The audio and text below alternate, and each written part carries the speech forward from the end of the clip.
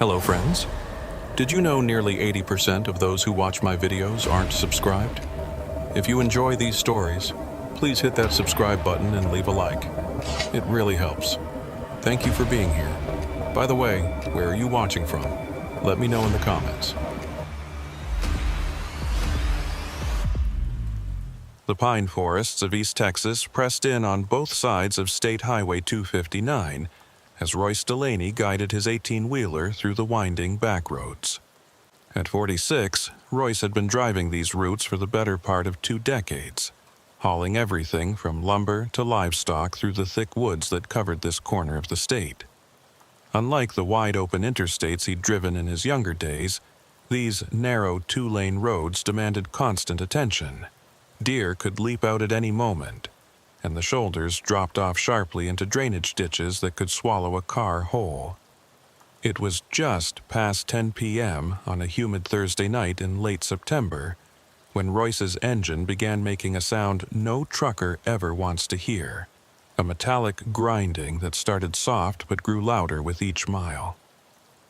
He'd just passed through the tiny town of Dangerfield, and the next real service station was still 40 miles away in Marshall. The temperature gauge was climbing steadily, and wisps of steam were starting to escape from under the hood. Royce knew he had maybe 5 minutes before the engine seized completely. He scanned the dark road ahead for any place to pull off safely. These East Texas backroads were unforgiving. No wide shoulders, no rest areas, just thick forest pressing in on both sides. Then, through the trees, he caught a glimpse of lights. Not the harsh fluorescence of a gas station, but the warm yellow glow of house windows. As he rounded the next curve, he saw it. A gravel driveway leading to what looked like an old farmhouse set back from the road, with several outbuildings and what might be a garage or workshop. The engine gave a particularly violent shudder, making the decision for him. Royce flipped on his hazard lights and carefully maneuvered the big rig onto the gravel drive, praying it would hold the weight.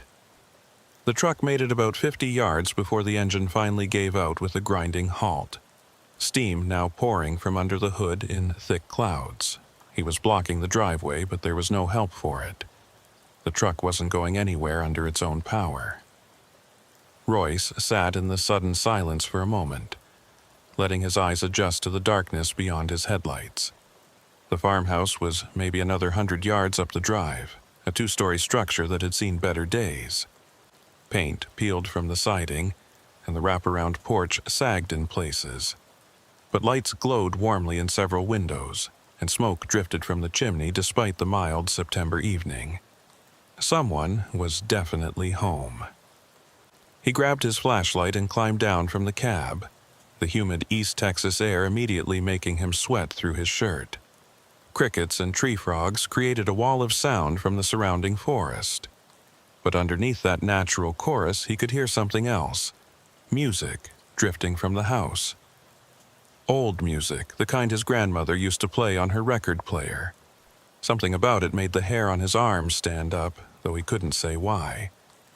As Royce approached the house, motion sensor lights suddenly blazed to life, temporarily blinding him. When his vision cleared, he found himself looking at a man standing on the porch, having emerged so quietly that Royce hadn't heard the door open. The man was tall and thin, maybe 60 years old, wearing clean overalls and a plaid shirt. His face was deeply lined but clean-shaven, and his eyes were such a pale blue they seemed almost colorless in the harsh light. "Evening," the man said, his voice carrying a deep East Texas drawl. "That your rig, blocking my driveway?" "Yes, sir. I'm real sorry about that," Royce replied, stopping at the foot of the porch steps. "Engine seized up on me. I was hoping I could use your phone to call for a tow, maybe get my company to send another driver to pick up my load." The man studied him for a long moment, those pale eyes unblinking. Then his weathered face split into a smile that didn't quite reach his eyes. "Phone lines have been down since that storm last week. Cell service is spotty at best out here. You'd have to drive clear to Marshall to get a decent signal." He gestured toward the truck. "But I might be able to help you with that engine. I'm Virgil Haney, used to work on big rigs before I retired." "Royce Delaney," Royce said, shaking the offered hand. Virgil's grip was firm but cold despite the warm evening. "I'd appreciate any help you could give, but this feels like more than a roadside fix. The whole cooling system's shot." Virgil nodded thoughtfully. "Well, let's have a look at least. But first, you must be thirsty. Come on in. Have some sweet tea while the engine cools down enough to inspect. My daughter Lorene just made a fresh pitcher." Something in Royce's gut told him to politely decline, to walk back to his truck and wait for morning. But that was foolish. These were just country folks, and he'd broken down in their driveway. The least he could do was be neighborly. He followed Virgil up the creaking porch steps and through the front door. The inside of the house was like stepping back in time. Wood-paneled walls were covered with faded photographs in ornate frames. Doilies adorned every surface, and the furniture looked like it hadn't been updated since the 1960s. The music he'd heard was coming from an actual record player in the corner, the vinyl disc spinning lazily. The air was thick with the smell of something cooking, pot roast maybe, mixed with an underlying scent of mothballs and something else, something medicinal and sharp. "Lorene," Virgil called toward this back of the house. "We got company." Footsteps approached from the kitchen, and a woman appeared in the doorway. Royce had expected someone around Virgil's age, but Lorene looked to be in her 30s, with long dark hair and the same pale blue eyes as her father. She wore a simple cotton dress that looked handmade, and her feet were bare. When she smiled, it was warm and genuine in a way her father's hadn't been. "Well, hello there," she said, her voice soft and musical. "Don't get many visitors out this way. You must be the poor soul with the broken-down truck." "Yes, ma'am, Royce Delaney. Sorry to impose on y'all like this." "Nonsense," Lorene said, already moving toward the kitchen. "You're our guest now. I'll get you that tea, and you can tell us all about what brings you through these parts." Royce sat in the offered chair, a high-backed thing that creaked under his weight. Virgil sat across from him, those pale eyes never leaving Royce's face. The silence and stretched uncomfortably until Lorene returned with a tall glass of tea, ice cubes clinking. "So, Mr. Delaney," Virgil said as Royce took a grateful sip of the tea, which was perfectly sweetened and refreshingly cold. "What are you hauling?" "Agricultural equipment," Royce replied. "Heading from Shreveport to Tyler. Nothing too valuable or time-sensitive, thankfully." "Agricultural equipment," Virgil repeated slowly, as if tasting the words. "Funny how things come full circle. This used to be farming country, you know, before the lumber companies bought up most of the land, before the young folks all moved to the cities." Lorene had settled into another chair, her bare feet tucked underneath her. "Daddy likes to reminisce about the old days," she said with a fond smile. "Sometimes I think he wishes we could turn back the clock." "Nothing wrong with remembering better times," Virgil said, his voice taking on an edge. "When families stayed together, when people knew their neighbors, when strangers didn't just pass through without so much as a how do you do." The atmosphere in the room had shifted subtly. Royce took another sip of tea, suddenly aware of how isolated he was. His truck was dead, his phone was useless, and he was miles from the nearest town. "Well," he said, setting down the glass, "I appreciate the hospitality, but maybe we should look at that engine now.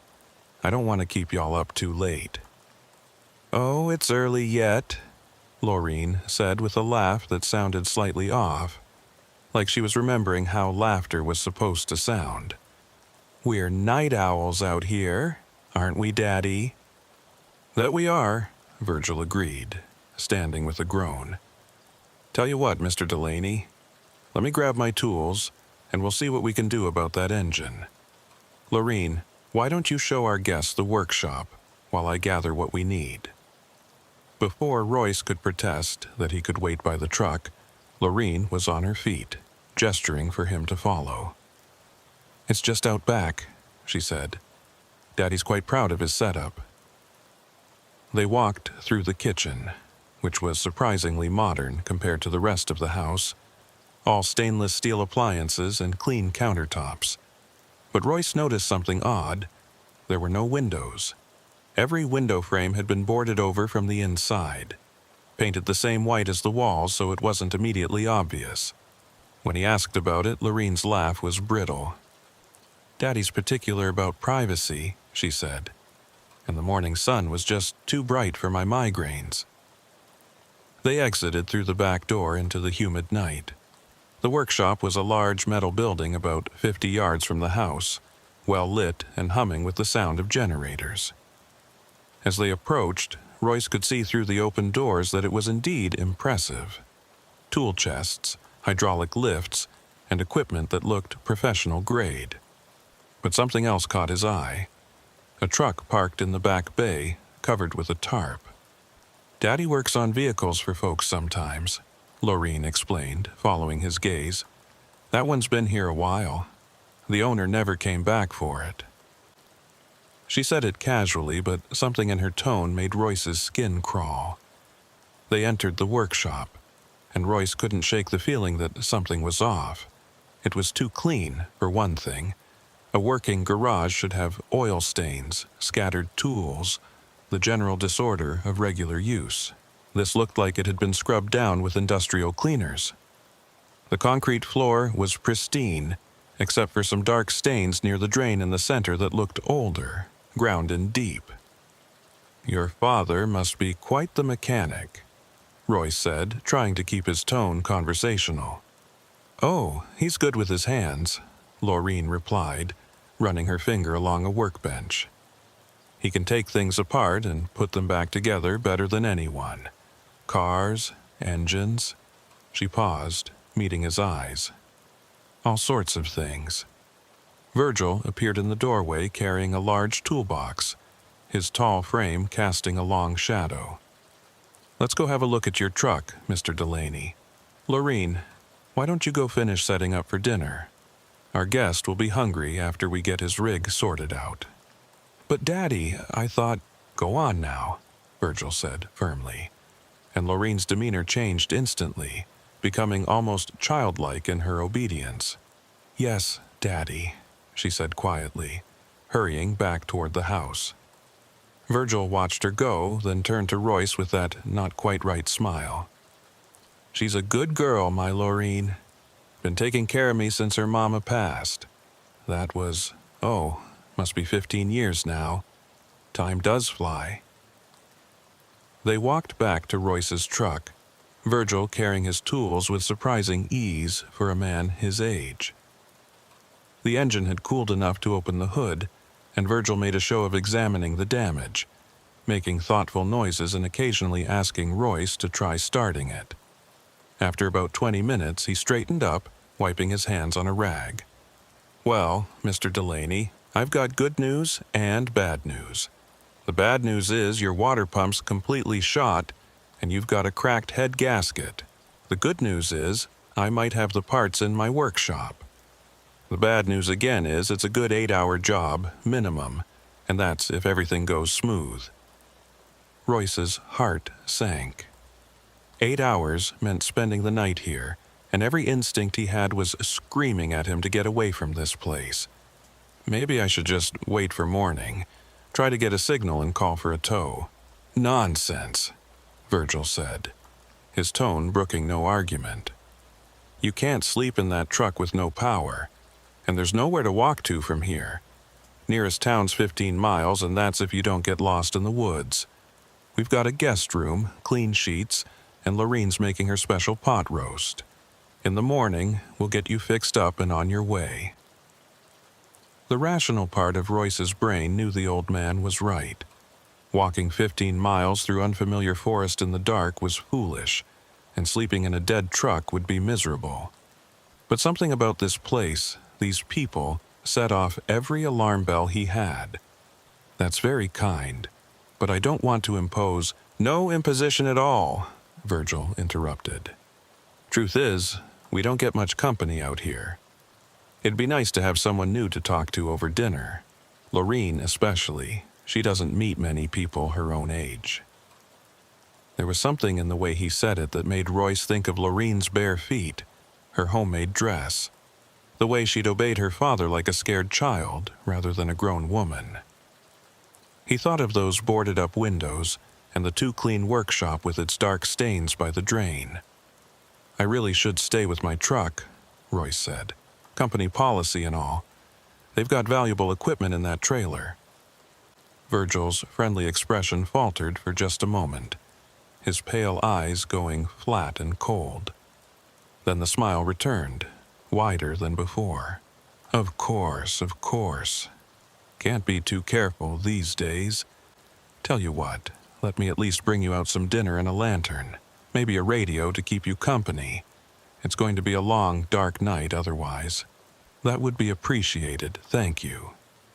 Virgil headed back toward the house, and Royce immediately climbed back into his cab, locking the doors behind him. He tried his cell phone again. No signal, not even a single bar.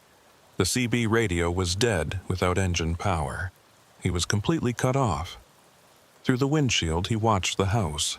Shadows moved past the lit windows, and he could see Virgil and Lorene in what looked like an animated conversation. At one point, Lorene gestured wildly toward the truck, and Virgil grabbed her arm, pulling her away from the window. Royce dug through his cab looking for anything useful.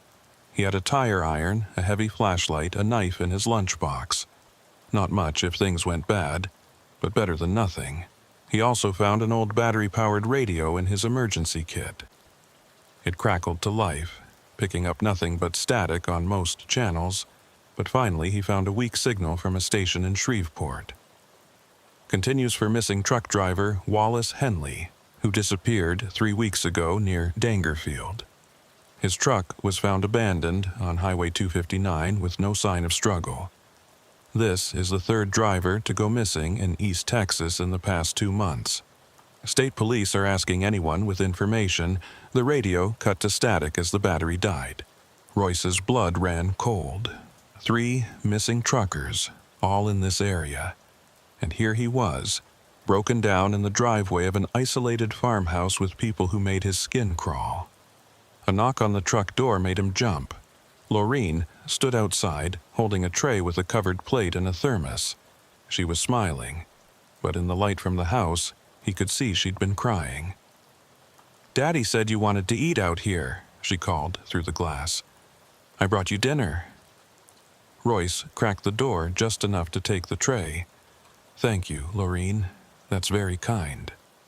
She lingered, clearly wanting to say something. Finally, she leaned closer and whispered, "You should leave. As soon as you can, you should go." "Lorene!" Virgil's voice cracked like a whip from the porch. "Get back in here. Let the man eat in peace." She flinched and hurried back to the house without another word. Royce watched her go, then looked at the food she'd brought. It smelled amazing. Pot roast with vegetables and fresh bread. His stomach growled, reminding him he hadn't eaten since lunch. But after Lorene's warning, he couldn't bring himself to touch it.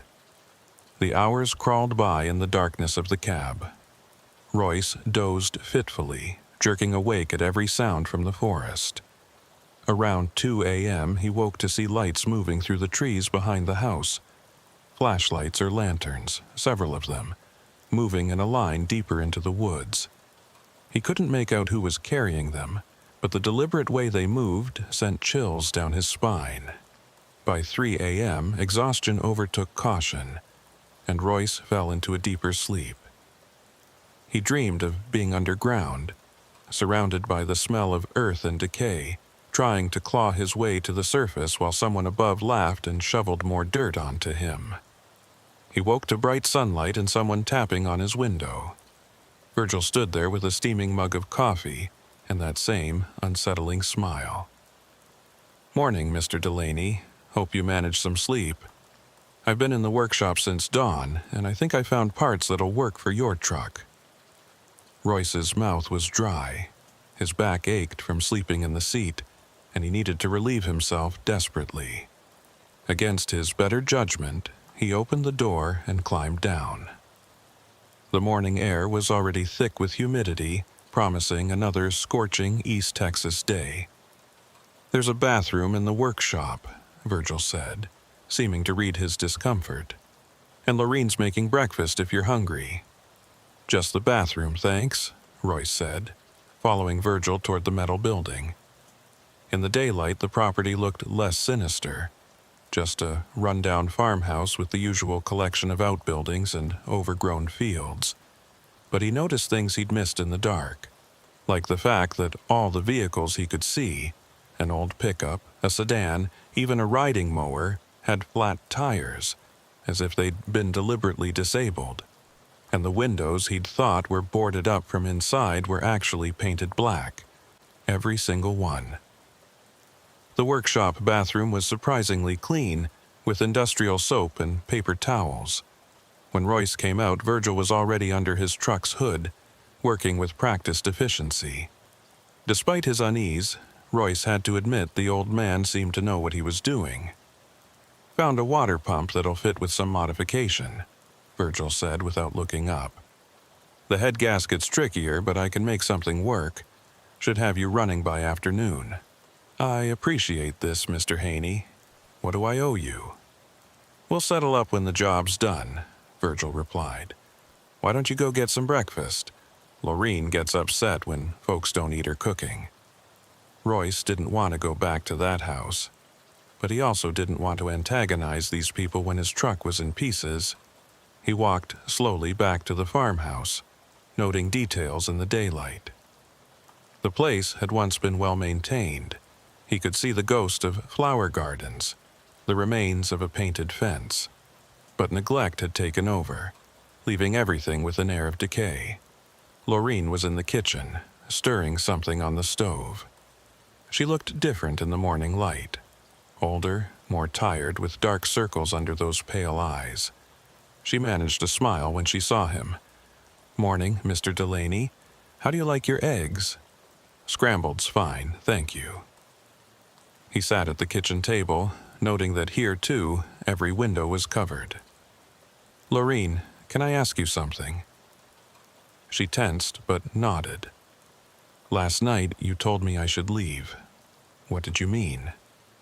She was quiet for so long he thought she wouldn't answer.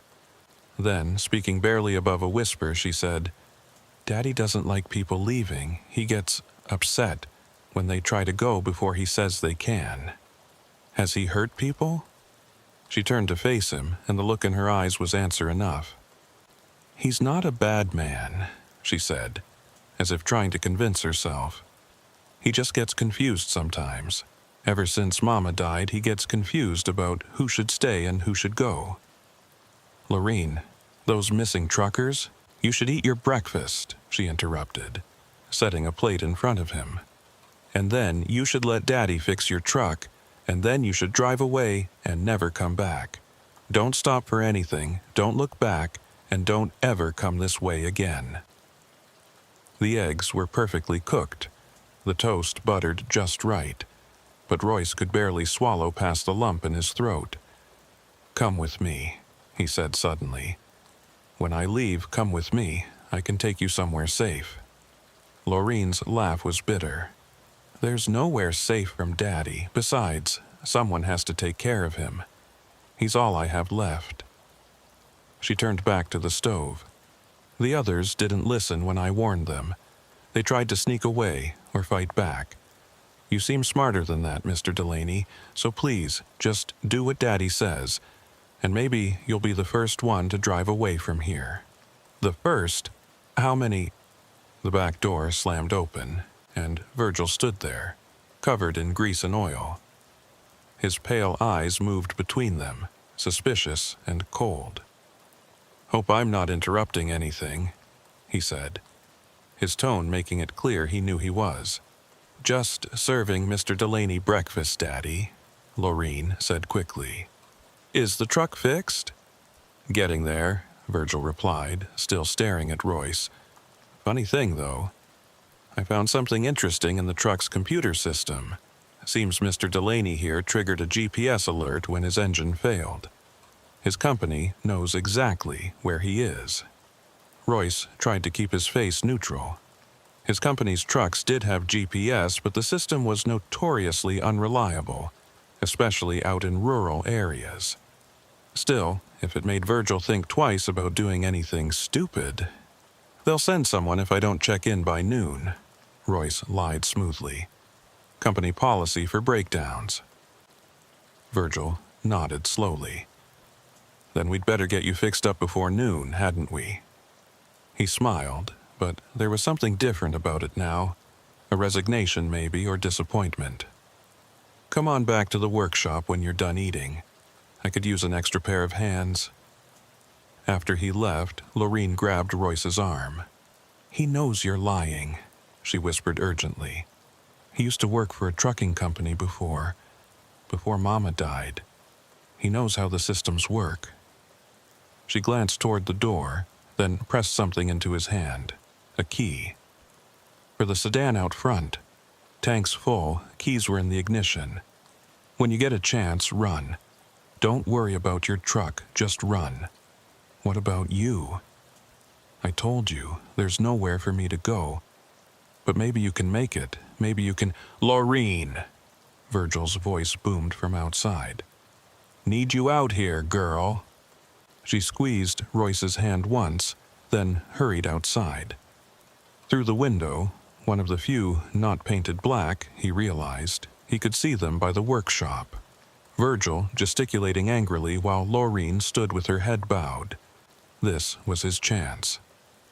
Royce pocketed the key and moved quickly but quietly to the front door. The sedan was only 50 feet away. If he could get to it, start it, he could be gone before Virgil could stop him. He'd send help back for Lorene, get the police out here. The front door creaked as he opened it, and he froze, listening. No response from the workshop. He stepped onto the porch, then down the steps, walking casually as if just getting some air. The sedan was an old Toyota, dusty but intact except for those flat tires. Wait.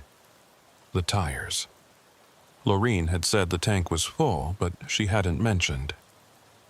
He knelt beside the car, heart sinking. The tires hadn't just gone flat. They'd been slashed, all 4 of them, cut so deeply that no amount of air would help. This car wasn't going anywhere. Clever girl, my Lorene. Virgil's voice came from directly behind him. Royce spun around to find the old man standing there with a tire iron in his hand. She likes to give our guests hope. Says it makes them easier to manage. False hope is better than no hope, she says. Royce stood slowly, calculating distances. He was younger and probably stronger than Virgil, but the old man had a weapon and the advantage of knowing the terrain. Now, Mr. Delaney, Virgil continued conversationally, we can do this easy or hard. Easy is you come back to the workshop, let me finish fixing your truck, and then you drive away and we never see each other again. Hard is what happened to those other fellows who didn't want to be reasonable. You killed them, Royce said. It wasn't a question. Killed is such a harsh word. They just stayed longer than expected. Permanently, you might say. Virgil's smile was genuinely amused now. You know the funny thing about these East Texas woods? They're full of old wells, abandoned mine shafts, places where someone could disappear and never be found. The first fellow, that Henley guy, he's about 300 feet that way. He pointed toward the forest, at the bottom of a well that hasn't seen use since the 1920s. Why? Royce asked, trying to keep him talking while looking for an opening. Why kill random truckers? Random? Virgil laughed. Oh, Mr. Delaney, there's nothing random about it.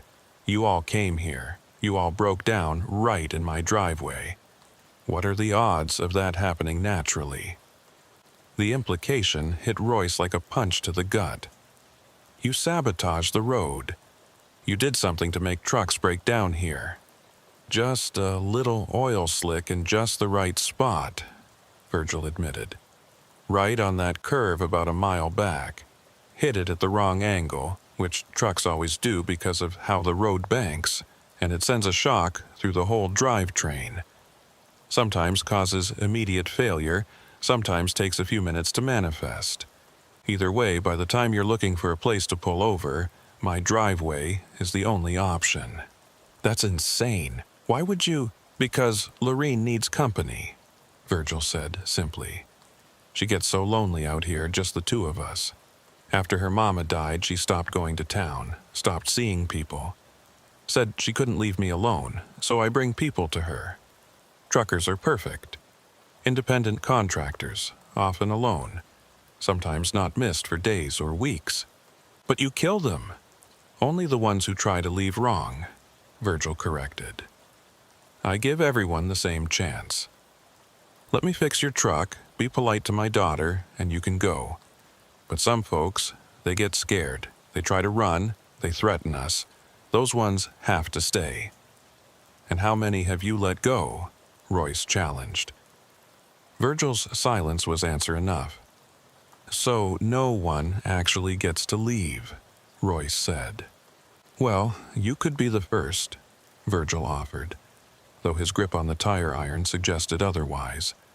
Your truck really is almost fixed. Another hour or two and you could drive out of here. All you have to do is play along, be nice to Lorene, pretend you believe we're just helpful country folk.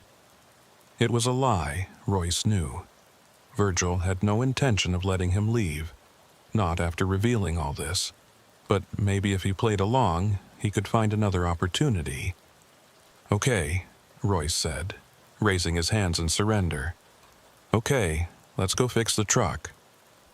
Virgil studied him for a long moment, then nodded. Smart man, come on then. They walked back toward the workshop, Virgil staying behind him, the tire iron never wavering. As they passed the house, Royce saw Lorene watching from the kitchen window. She looked resigned, defeated, like she'd seen this play out before and knew how it would end. In the workshop, Virgil directed him to help with the engine repairs, always keeping the tire iron within reach. The old man really did know his way around an engine. Under different circumstances, Royce would have been impressed. They worked mostly in silence, the only sounds the clanking of tools and the distant hum of generators. After an hour, Virgil straightened up. Need a specific gasket for my storage. It's in the back room there, he pointed to a door Royce hadn't noticed before. Come help me find it. Every instinct screamed danger, but with Virgil holding that tire iron, Royce had no choice. He walked to the door, Virgil close behind, and opened it. The smell hit him first. Decay, earth, and something chemical like formaldehyde. The room was larger than expected, extending back into darkness, but in the beam of Virgil's flashlight, Royce could see shapes along the walls. It took his brain a moment to process what he was seeing. Bodies, or what had been bodies. 3 of them, in various states of preservation, propped up in chairs like they were having a tea party. They were dressed in clean clothes, their hair combed, their faces. Royce's stomach heaved. Their faces had been preserved somehow, painted or treated to look almost alive. The ones who wouldn't cooperate, Virgil said, conversationally. Lorene likes to have tea with them sometimes. Helps with her loneliness. That one there is Henley. He pointed to the freshest-looking corpse. And that's Morrison, and that's Kowalski. Good men, all of them, just not very understanding about our situation. Royce couldn't speak, couldn't breathe.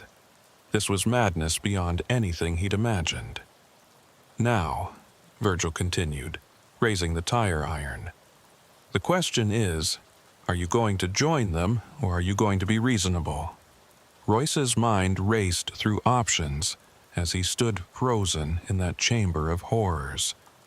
3 preserved corpses stared at him with their painted eyes, while Virgil waited behind him with the tire iron. The smell was overwhelming. Death mixed with chemicals and the musty scent of disturbed earth. Somewhere in the darkness beyond the flashlight's beam, water dripped steadily, the sound echoing in what must be a much larger space than initially appeared. "I asked you a question, Mr. Delaney," Virgil said patiently. "Are you going to be reasonable?" "Yes," Royce managed to croak out. "Yes, I'll be reasonable." "Good man. Now, here's what's going to happen. We're going to finish fixing your truck together. Then you're going to have dinner with Lorene and me, a nice family meal. After that, well, we'll see how things go." They backed out of the storage room, Virgil pulling the door shut with a sound that seemed far too final. Back in the main workshop, Royce's hands shook as he tried to continue working on the engine. His mind kept replaying what he'd seen. Those bodies, positioned like dolls, their dead faces made up to look alive.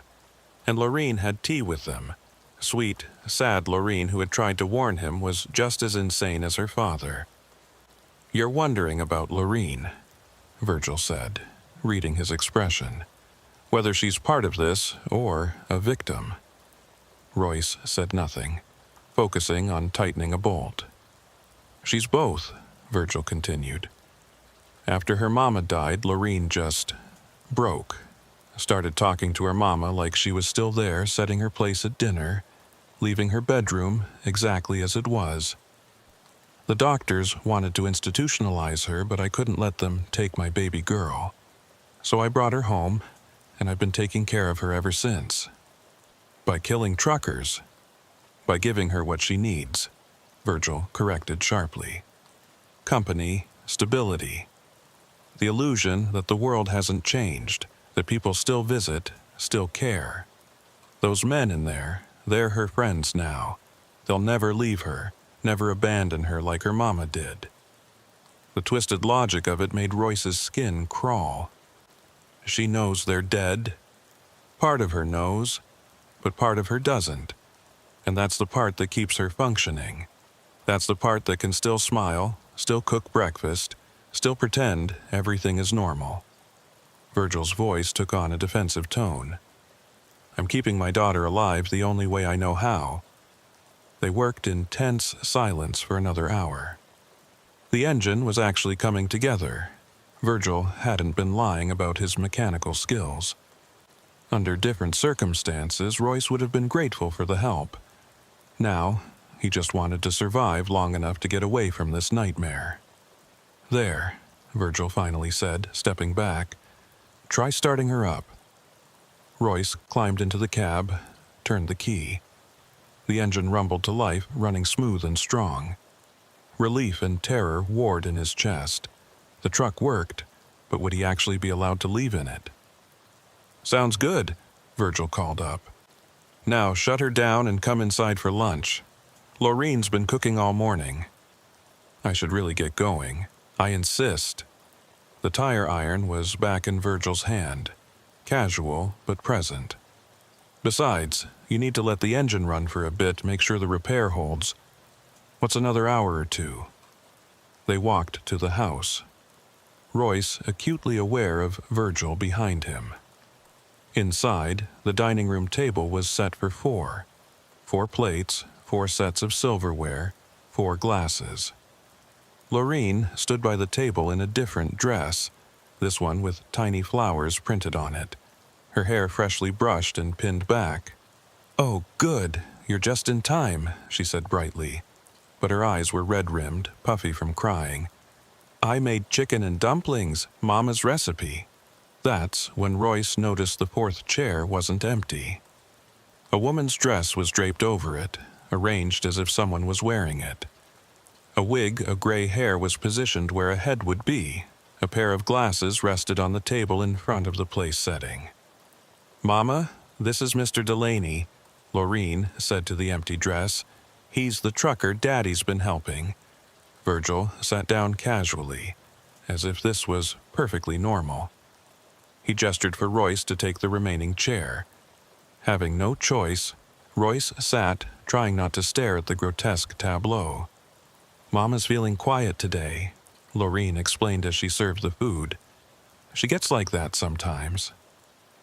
The chicken and dumplings smelled delicious, but Royce could barely force himself to take a bite. Across from him, Lorene ate mechanically, occasionally glancing at the empty dress as if listening to something only she could hear. Virgil ate with apparent appetite, watching Royce with those pale, unblinking eyes. "Tell me about your family, Mr. Delaney," Virgil said suddenly. "Wife? Kids?" "Divorced," Royce lied. He actually had a wife and 2 teenage sons in Tyler, but he didn't want these people knowing anything real about his life. "No kids. That's a shame," Lorene said softly. "Children are such a blessing, aren't they, Mama?" She looked at the empty dress, then nodded as if receiving an answer. "Mama says children keep you grounded, give you purpose." Lorene always wanted children of her own, Virgil added. But after her mama passed, well, she couldn't leave me alone to start her own family.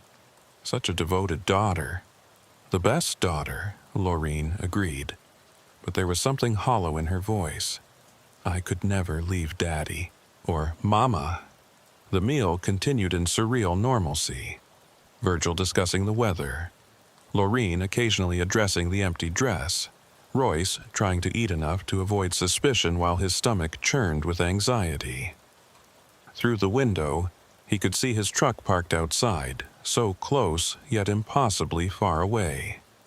Finally, the meal ended. Lorene began clearing the dishes, humming tunelessly.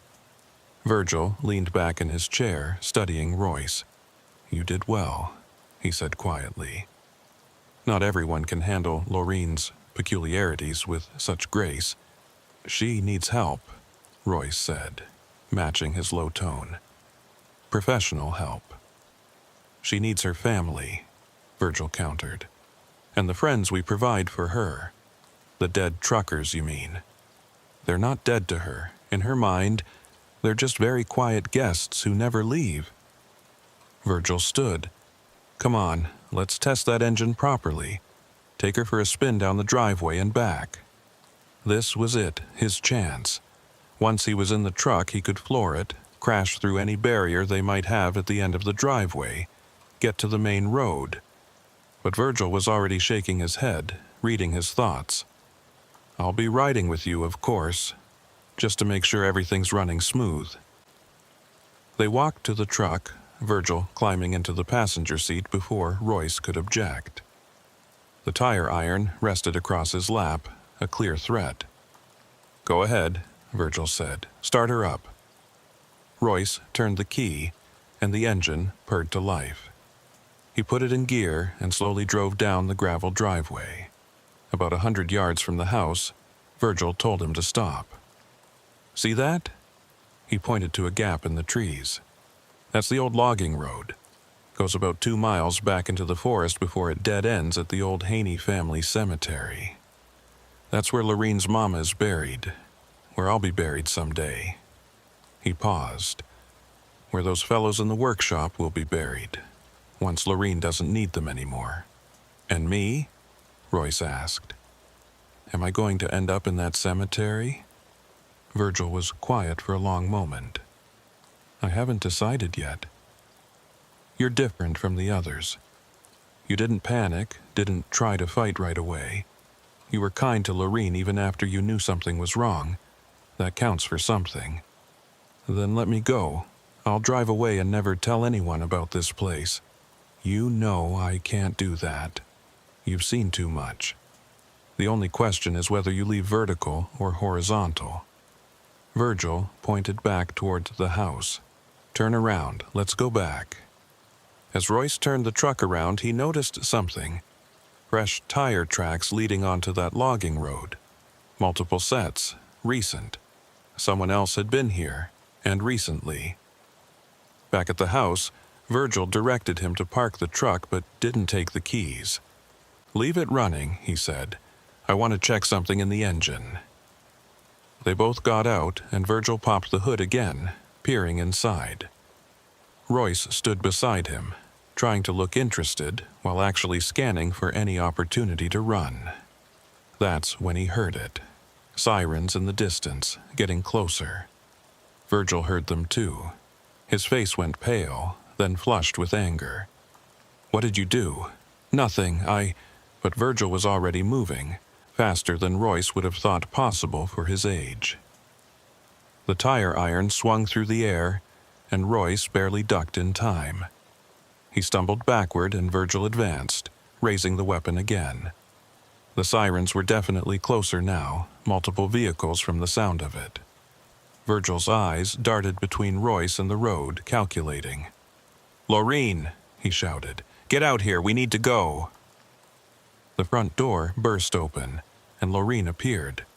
But she wasn't alone. Behind her were 2 Texas state troopers, their hands on their weapons. "Step away from him, Mr. Haney," one of them commanded. "Drop the tire iron." Virgil froze, the weapon still raised. "You called them," he said to Laureen, his voice full of betrayal. "You called them." "I'm sorry, Daddy," Laureen said, tears streaming down her face. "But I couldn't let you hurt anyone else. Mr. Delaney doesn't deserve to end up like the others." "They were for you," Virgil shouted. "Everything I did was for you." "I know, Daddy, I know." Laureen stepped forward, her hands raised placatingly. "But Mama wouldn't want this. She wouldn't want us to hurt people." "Mama's dead," Virgil screamed. And in that moment his careful control shattered completely. "She's been dead for 15 years, and you won't accept it. You sit at that table talking to empty air, setting places for ghosts, and I'm the crazy one?" More police vehicles pulled into the driveway. State troopers, local sheriff's deputies, even an ambulance. Officers surrounded Virgil, who dropped the tire iron and fell to his knees, sobbing. "I just wanted to keep her happy," he wept. "I just wanted my little girl to smile again." As the police took Virgil into custody, one of the troopers approached Royce. "Mr. Delaney, your company reported you missing when you didn't check in. They gave us your last GPS coordinates. When we couldn't reach you, we came to investigate." So his lie about the GPS had been partially true. The company had been tracking him. The irony wasn't lost on him. "There are bodies," Royce said numbly, "in the workshop, in a back room." The trooper's expression darkened. "We know. Ms. Haney told us everything when we arrived. She's been wanting to report this for years, but couldn't bring herself to turn in her father. When she saw you this morning, saw that you were different from the others, that you didn't try to sneak away or threaten them, she finally found the courage to call." Royce looked at Laureen, who was being led to a different police car than her father. She wasn't under arrest, the trooper explained, but would need psychiatric evaluation and extensive therapy. As she passed Royce, she stopped. "Thank you," she said softly, "for being kind, for offering to take me with you. No one else ever did that. Will you be okay?" She smiled sadly. "I don't know, but at least now I have a chance to find out. The others, Henley, Morrison, Kowalski, they didn't get that chance. At least their families will have closure now." As the police vehicles left with Virgil and Laureen, Royce stood alone by his repaired truck. The engine was still running, purring smoothly thanks to Virgil's skilled work. The irony of it, saved by the man who'd planned to kill him, fixed by hands that had murdered at least 3 other truckers. A detective approached him. "We'll need a full statement, Mr. Delaney, but that can wait until tomorrow." "You're free to go. What about my truck? Is it evidence?" "We've documented everything we need. You can take it." Royce climbed into the cab, his hands shaking as he gripped the wheel. The truck that had brought him into this nightmare would now carry him away from it. He put it in gear and slowly drove down the driveway, past the workshop where 3 dead men had been kept as macabre companions, past the house where a broken family had lived in a twisted fantasy. As he reached the main road, he stopped and looked back. The farmhouse looked peaceful in the late afternoon sun, just another old building slowly being reclaimed by the East Texas forest. No one passing by would guess at the horrors it had contained. Royce drove for 2 hours before stopping, his nerves too frayed to continue safely. He pulled into a well-lit truck stop near Marshall, one bustling with activity and normalcy. The bright fluorescent lights, the smell of diesel and coffee, the chatter of other drivers, it all felt surreal after what he'd experienced. He called his dispatcher first, explaining briefly that he'd had engine trouble and been delayed but was now back en route. The full story would come later, filtered through police reports and official statements. Then he called his wife. "Hey, honey," he said when she answered, trying to keep his voice steady. "Royce, thank God. The company called and said you were missing. I've been worried sick." "I'm okay. Engine trouble in a bad spot, but I'm okay now." "You sound strange. Are you sure you're all right?" He wasn't, might never be again, but he said, "Yeah, just tired. I'll be home tomorrow. Tell the boys I love them." "We love you too. Drive safe." After hanging up, Roy sat in his truck for a long time, watching other drivers come and go. Normal people living normal lives, unaware of the darkness that could lurk just off the main roads. He thought about Laureen, broken by grief and isolation, turned into something barely functional by her father's twisted love. He thought about Virgil, so desperate to help his daughter that he'd become a monster. And he thought about those 3 dead truckers, men just like him who'd had the bad luck to break down in the wrong place. The next day, after giving his statement to the police, Royce learned more about what had been happening at the Haney farm. Investigators found human remains in the old well Virgil had mentioned, not just the 3 recent victims, but others going back years. Laureen's mother was the only one legitimately buried in the family cemetery. The rest were people who had visited over the years and never left. Laureen, it turned out, had been calling anonymous tip lines for months, trying to work up the courage to report her father. She'd hang up before saying anything, but the calls had been logged. The morning Royce arrived, something about his kindness, his offer to take her with him, had finally given her the strength to go through with it. She'd called 911 while Virgil was in the workshop with Royce, telling them everything. The oil slick on the road that caused trucks to break down was confirmed by investigators. Virgil had been very selective, only targeting solitary truckers, only during certain weather conditions when the oil would be most effective, spacing the incidents months apart to avoid pattern detection. It was horrifyingly well planned. 3 weeks later, Royce received a letter forwarded through his company. It was from Laureen, writing from a psychiatric facility in Dallas. "Dear Mr. Delaney, I wanted to thank you again for your kindness that day. I know what you saw must have been terrifying, and I'm sorry you had to experience it. But you should know that you saved me, not just by being there when I finally found the courage to call for help, but by treating me like a person even when you knew something was very wrong. The doctors here are helping me understand what happened to me after Mama died. They say I developed something called complicated grief disorder, along with other issues. Daddy meant well, but his way of helping me only made things worse. The men he killed, I knew they were dead, but I also didn't know, if that makes sense. It's hard to explain the splitting that happened in my mind. I think about Mr. Henley, Mr. Morrison, and Mr. Kowalski every day. Their families have been notified, and they can finally have proper burials. I've written letters to their families, though I don't know if they'll ever read them. How do you apologize for something like this? Daddy is in prison now. They say he'll never get out, and maybe that's for the best. He's sick too, in his own way. The prosecutor wanted me to testify against him, but I couldn't. Despite everything, he's still my father, and in his twisted way, everything he did was out of love for me. I don't know what my future holds. The doctors say I'll need years of therapy, maybe lifetime support. But for the first time since Mama died, I have hope that I might have a future at all. Thank you for being the catalyst for change. Thank you for seeing me as someone worth saving, even in the middle of your own terror. I hope you're back with your family, safe and surrounded by love. I hope the nightmares fade. I hope you can still drive those roads without fear. With gratitude, Laureen. Royce read the letter 3 times before folding it carefully and putting it in his wallet. He'd carry it with him on future runs, a reminder that even in the darkest situations, kindness could make a difference.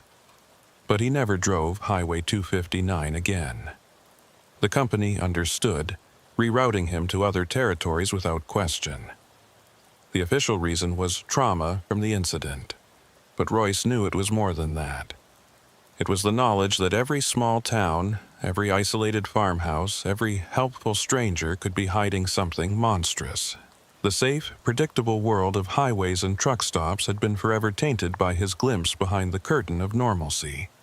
6 months after the incident, Royce was driving through Oklahoma when he heard a news report on the radio. Virgil Haney had been found dead in his cell, apparent suicide. He'd left a note that simply said, "I'm going to be with Mama now. Take care of Laureen." Royce pulled over at the next rest stop and sat quietly for a moment. He felt no satisfaction at Virgil's death, only a deep sadness for the whole tragic situation. A family destroyed by grief, multiple innocent lives lost, all because one man couldn't let go and seek proper help for his daughter's mental illness. He thought about calling Laureen, but what would he say? Instead, he made a donation to a mental health charity in her name and continued his route. A year later, Royce was training a new driver, a young man named Carlos who was eager to learn the routes through East Texas. As they approached the area where Highway 259 curved through the pine forests, Carlos noticed Royce tensing up. "You okay, boss?" "Yeah," Royce said, then reconsidered. "Actually, Carlos, let me tell you something. This job will take you to a lot of places, most of them perfectly safe. But sometimes, very rarely, you might find yourself in a situation that doesn't feel right. Trust that feeling. Don't worry about being rude or seeming paranoid. If something feels wrong, get out." Speaking from experience? Royce thought about the Haney farmhouse, about Virgil's pale eyes and tire iron, about Laureen's tears and the dressed-up corpses in the workshop. "Yeah," he said simply. "Experience." They drove in silence for a while, the pine trees pressing close on both sides of the road. Then Carlos asked, "That thing in the news last year about the trucker murders near Dangerfield, were you involved in that?" Royce glanced at him. The kid had done his homework. "I was the last one, the one who got away." Man, that must have been terrifying. It was. But you know what the scariest part was? How normal they seemed at first. Just helpful country folks with a broken daughter and too much grief. The monster doesn't always look like a monster, Carlos. Sometimes it looks like someone's grandfather. Sometimes it offers you sweet tea and fixes your truck. Carlos was quiet for a moment, digesting this. Then he asked, "Do you think the daughter, Laureen, do you think she was evil too?" Royce considered the question. No, not evil. Broken, used, trapped. Her father's victim as much as those dead truckers were. Maybe more so because she had to live with it every day. He paused. "I heard she's doing better. Living in a halfway house now, working at a library, trying to build some kind of normal life. Could you forgive someone like that? Someone who knew people were being killed and didn't stop it?" "I don't know if forgiveness is mine to give," Royce said. "That's for the families of the dead to decide. But I can understand how someone can be so damaged, so controlled, that they lose the ability to make right choices. And I can hope they find healing." They passed the exit for Ranch Road 2886, the one that led to the Haney farm. Royce didn't mention it to Carlos, but he noticed. In his peripheral vision, he caught a glimpse of the old farmhouse in the distance, now abandoned and slowly being reclaimed by the forest. The windows were broken, the roof starting to cave in. Nature was erasing the evidence of what had happened there, but the memory would live on in police files, in nightmares, in the hearts of grieving families.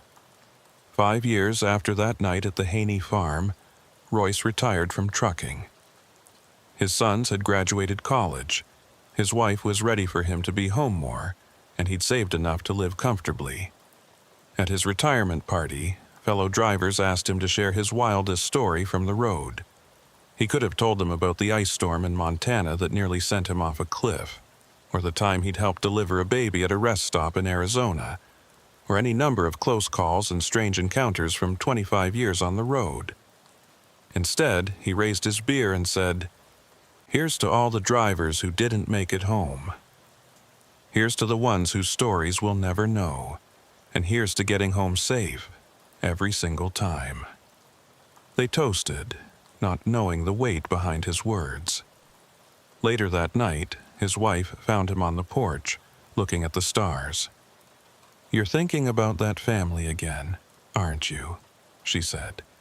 "The ones from East Texas." He'd told her everything, eventually. Had to explain the nightmares, the sudden anxiety at certain triggers, the smell of pot roast, the sound of old music on vinyl, the sight of abandoned farmhouses. "I got a letter," he said, pulling an envelope from his pocket. "From Lorene." His wife sat beside him as he opened it.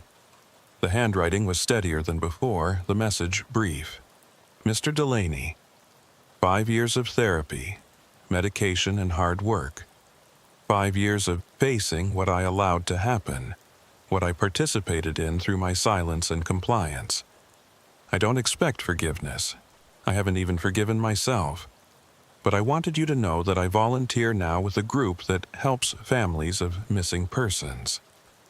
I tell them the truth about their loved ones when I can, help them find closure.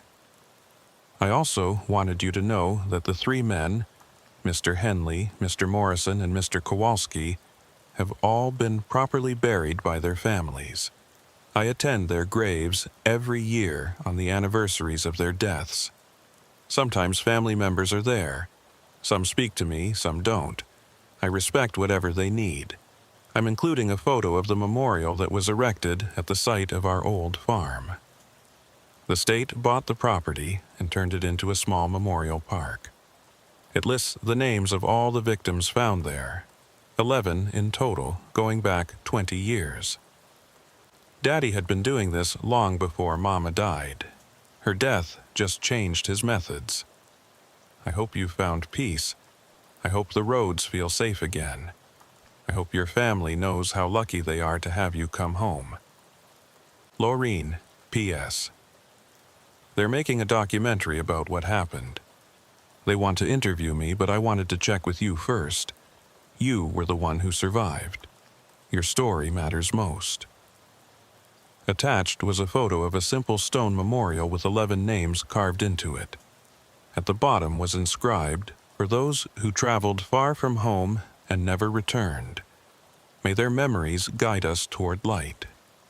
"Will you do it?" his wife asked. "The documentary?" Royce thought for a long moment. "Maybe. If it helps prevent something like this from happening again. If it helps other drivers recognize the warning signs. And Lorene. She should tell her story too. The whole truth of it, the mental illness, the control, the fear, all of it. People need to understand how someone can be both victim and accomplice." They sat together in comfortable silence. the Texas night warm around them. Somewhere out there, truckers were driving through the darkness, carrying their loads along empty highways, past isolated farmhouses and through sleeping towns. Most would complete their journeys without incident, but a few might encounter something that didn't feel right, and maybe, just maybe, they'd remember to trust their instincts and get to safety. "I'm glad you came home," his wife said softly. "Me too," Royce replied, taking her hand. "Me too." The documentary aired 2 years later. The Last Exit, the Haney Farm Murders, won several awards and led to increased safety protocols for truckers, including mandatory GPS tracking and regular check-in requirements. Royce participated, as did Lorene, though they were interviewed separately. In the film, Lorene said something that stayed with viewers. "Evil isn't always a choice. Sometimes it's a slow slide into darkness, one small compromise at a time, until you look around and realize you're in hell and you don't remember the way out. My father created a hell trying to build me a heaven. Mr. Delaney was the first person in years to offer me a door. I'm grateful I finally had the courage to walk through it." The Haney farmhouse was demolished shortly after the documentary aired. The memorial park expanded to cover the entire property. Pine trees were planted in rows, one for each victim. As they grew, they would eventually hide all traces of the buildings that once stood there, leaving only forest and memory. Royce visited once, years after his retirement, driving his pickup truck along the old route he'd once traveled in his 18-wheeler. He stopped at the memorial, read the names, left flowers for each of the dead. As he turned to leave, he saw another figure approaching, Lorene, older now, her hair gray at the temples, but looking healthier than he'd ever seen her. They stood together in silence for a moment, two survivors of a nightmare that had consumed so many others. "Thank you for coming," she said finally. "Thank you for calling for help," he replied. They didn't embrace, didn't shake hands. The chasm between them was too vast for such simple gestures. But they nodded to each other, an acknowledgement of shared trauma and mutual survival, before going their separate ways. Royce drove home along Highway 259, through the pine forests of East Texas, past new houses and old farms, past places where other stories were unfolding. Some ordinary, some perhaps as dark as what had happened at the Haney place. But he wasn't afraid anymore. The road was just a road. The darkness was just darkness. The desert heat still radiated from the asphalt, even though the sun had set 3 hours ago. Harlan McCade kept his 18-wheeler at a steady 70 miles per hour along Highway 83, following the serpentine path that roughly paralleled the Rio Grande through some of the most desolate country in South Texas. At 54, Harlan had been running these border routes for almost 30 years, watching small towns dry up and blow away, while the drug war ebbed and flowed like a tide that never quite receded. Tonight's run was routine, a load of construction supplies from San Antonio to a development project in Laredo. Nothing special, nothing that should have attracted attention. But as Harlan passed through the ghost town of Catarina, his headlights caught something that made him ease off the accelerator. There, pulled off on the shoulder about a quarter-mile ahead, sat another 18-wheeler. Not unusual in itself, except for two things. The trailer doors were standing wide open, and there wasn't a soul in sight. Harlan slowed further as he approached, his experienced eyes taking in details. It was a Freightliner Cascadia, maybe 5 years old, white cab with no company markings he could see. Texas plates. The engine was off, no lights except the mandatory markers. The open trailer doors swayed slightly in the desert wind, revealing nothing but darkness inside. What bothered him most was the position. The truck was parked neatly on the shoulder, not at an angle like it had mechanical trouble, but deliberately placed, as if the driver had simply decided to stop and walk away. He pulled his own rig to a stop about 50 feet behind the abandoned truck and grabbed his heavy flashlight, leaving his engine running. The CB radio crackled with static, but no chatter, unusual for this time of night when drivers often kept each other company through the lonely hours. Harlan tried raising anyone on Channel 19. Breaker 19, this is Road Dog southbound on 83 near Katerina. Anybody know about this abandoned rig at mile marker 447? Over. Static was his only answer. He tried again on Channel 9, the emergency frequency, with the same result. Either nobody was monitoring or nobody wanted to respond. Neither option was comforting. Harlan climbed down from his cab, flashlight in one hand, tire iron in the other. A precaution learned from 3 decades of night driving through territory where bad things sometimes happen to solitary travelers. The desert silence was absolute except for the distant idle of his own engine. No insects, no coyotes, even the ever-present wind had stilled. It was the kind of quiet that made the hair on the back of your neck stand up. He approached the abandoned truck cautiously, sweeping his flashlight across the ground. No skid marks, no signs of struggle, no broken glass or debris. The driver's door was closed but unlocked. Harlan pulled it open, the hinges creaking in the silence. The cab was neat, organized, like the driver had just stepped out for a moment. Keys still in the ignition. Logbook on the dash showing the last entry 3 days ago. Departure from Houston with a load bound for El Paso. A half-empty bottle of water in the cup holder, still condensing in the residual cool from the air conditioning that must have been running not long ago. But it was what he found on the passenger seat that made Harlan's blood run cold. A wallet open to show a commercial driver's license. The photo showed a Hispanic man in his 40s, serious expression, professional. The name read Miguel Reyes, but it was the business card tucked into the wallet that caught Harlan's attention. Deputy Ephraim Colton, Dimmitt County Sheriff's Department. Harlan knew that name. Colton was something of a legend along the border routes, one of the few cops the truckers genuinely respected.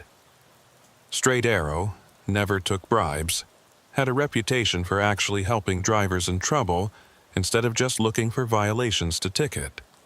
If Reyes had Colton's card, it meant they'd had contact. And if this was Reyes's truck sitting abandoned in the middle of nowhere, something had gone very wrong. He walked to the back of the trailer, playing his flashlight into the dark interior. Empty. Completely empty, which was wrong in itself. According to the logbook, Reyes had been hauling a full load. The trailer floor showed scratches and scuff marks indicating recent cargo, but whatever had been here was gone now. Harlan climbed up into the trailer, his footsteps echoing in the metal box. That's when he noticed the smell, faint but unmistakable. Blood. Not much, but enough to leave a lingering metallic tang in the air. His flashlight beam caught dark stains on the floor near the front of the trailer. Definitely blood, partially cleaned but not thoroughly enough. Someone had tried to cover something up here. Harlan backed out of the trailer quickly, his instincts screaming at him to get back in his truck and drive away. But the thought of Miguel Reyes, a fellow trucker whose face he'd just seen in that license photo, kept him from running. He pulled out his cell phone. 1 bar of signal, barely enough. He scrolled through his contacts until he found the number he wanted. It rang 4 times before a gravelly voice answered. "Colton here." "Deputy Colton, this is Harlan McCade. I'm a trucker, and I'm out on Highway 83 near Katerina.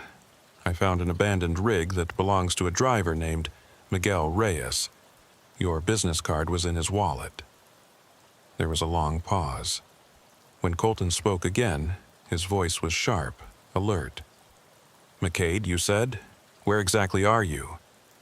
"Mile marker 447. southbound shoulder. The truck's been here at least a few hours, maybe more. Trailer's empty, but there's blood. Stop talking, Colton interrupted. Get back in your truck right now and drive away. Don't stop until you reach the truck stop in Carrizo Springs. I'll meet you there in an hour. Deputy, what's going... Mr. McCade, I need you to trust me. You're in danger just being there. Get in your truck and go. Now. The urgency in Colton's voice sent Harlan jogging back to his rig. He climbed in, released the brakes, and pulled back onto the highway, watching his mirrors nervously.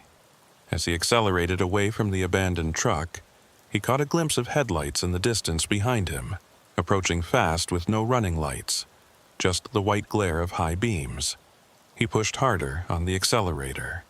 The truck stop in Carrizo Springs was a welcome sight. Bright lights, other trucks, people, normal civilization. Harlan parked and went inside, ordering coffee he didn't want just to have something to do with his hands while he waited. He kept watching the door, jumping every time it opened. Deputy Ephraim Colton arrived 53 minutes after their phone call. He was exactly what Harlan had expected from his reputation. Tall, lean, weathered face that had seen too much sun and too many bad situations. Maybe 60 years old, with gray hair cut military short and eyes that missed nothing. He wore civilian clothes but moved like a cop, scanning the room before approaching Harlan's booth. "Mr. McCade," he said, sliding into the opposite seat. "Tell me everything you saw. Don't leave out any details." Harlan recounted his discovery, watching Colton's face grow increasingly grim. When he finished, the deputy was quiet for a moment, seeming to weigh his words carefully. "Miguel Reyes was working with me," he finally said. "Unofficially. He was helping track something, and now he's missing." He pulled out a small notebook, flipping through pages. 3 days ago, he called me from Houston. Said he'd been approached to haul a special load, off the books, cash payment. The kind of thing that's usually drugs or human cargo. But the pay was wrong. Too high for drugs, too low for people. He thought it might be weapons. Was it? I don't know. He was supposed to check in with me every 6 hours, let me know his position, what he was seeing. Last contact was 2 days ago when he passed through Uvalde. Said everything seemed normal, just a sealed load with instructions not to open it for any reason. Colton's jaw tightened. I should have told him to refuse the job, but we needed to know what was being moved through our territory. You think someone found out he was informing? That's exactly what I think.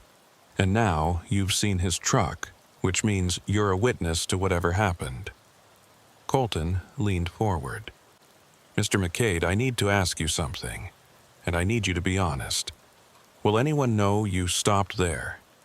Did you tell dispatch, family, anyone?" Harlan shook his head. "Just you. Good. Keep it that way. There are people moving things through South Texas who don't hesitate to kill anyone who gets in their way. Reyes found that out, and I don't want you to be next. Shouldn't we report this to who?" Colton interrupted. "Half the agencies down here are compromised. Border Patrol, State Police, even some of my own department. Money flows across that border in both directions, and it buys a lot of blind eyes."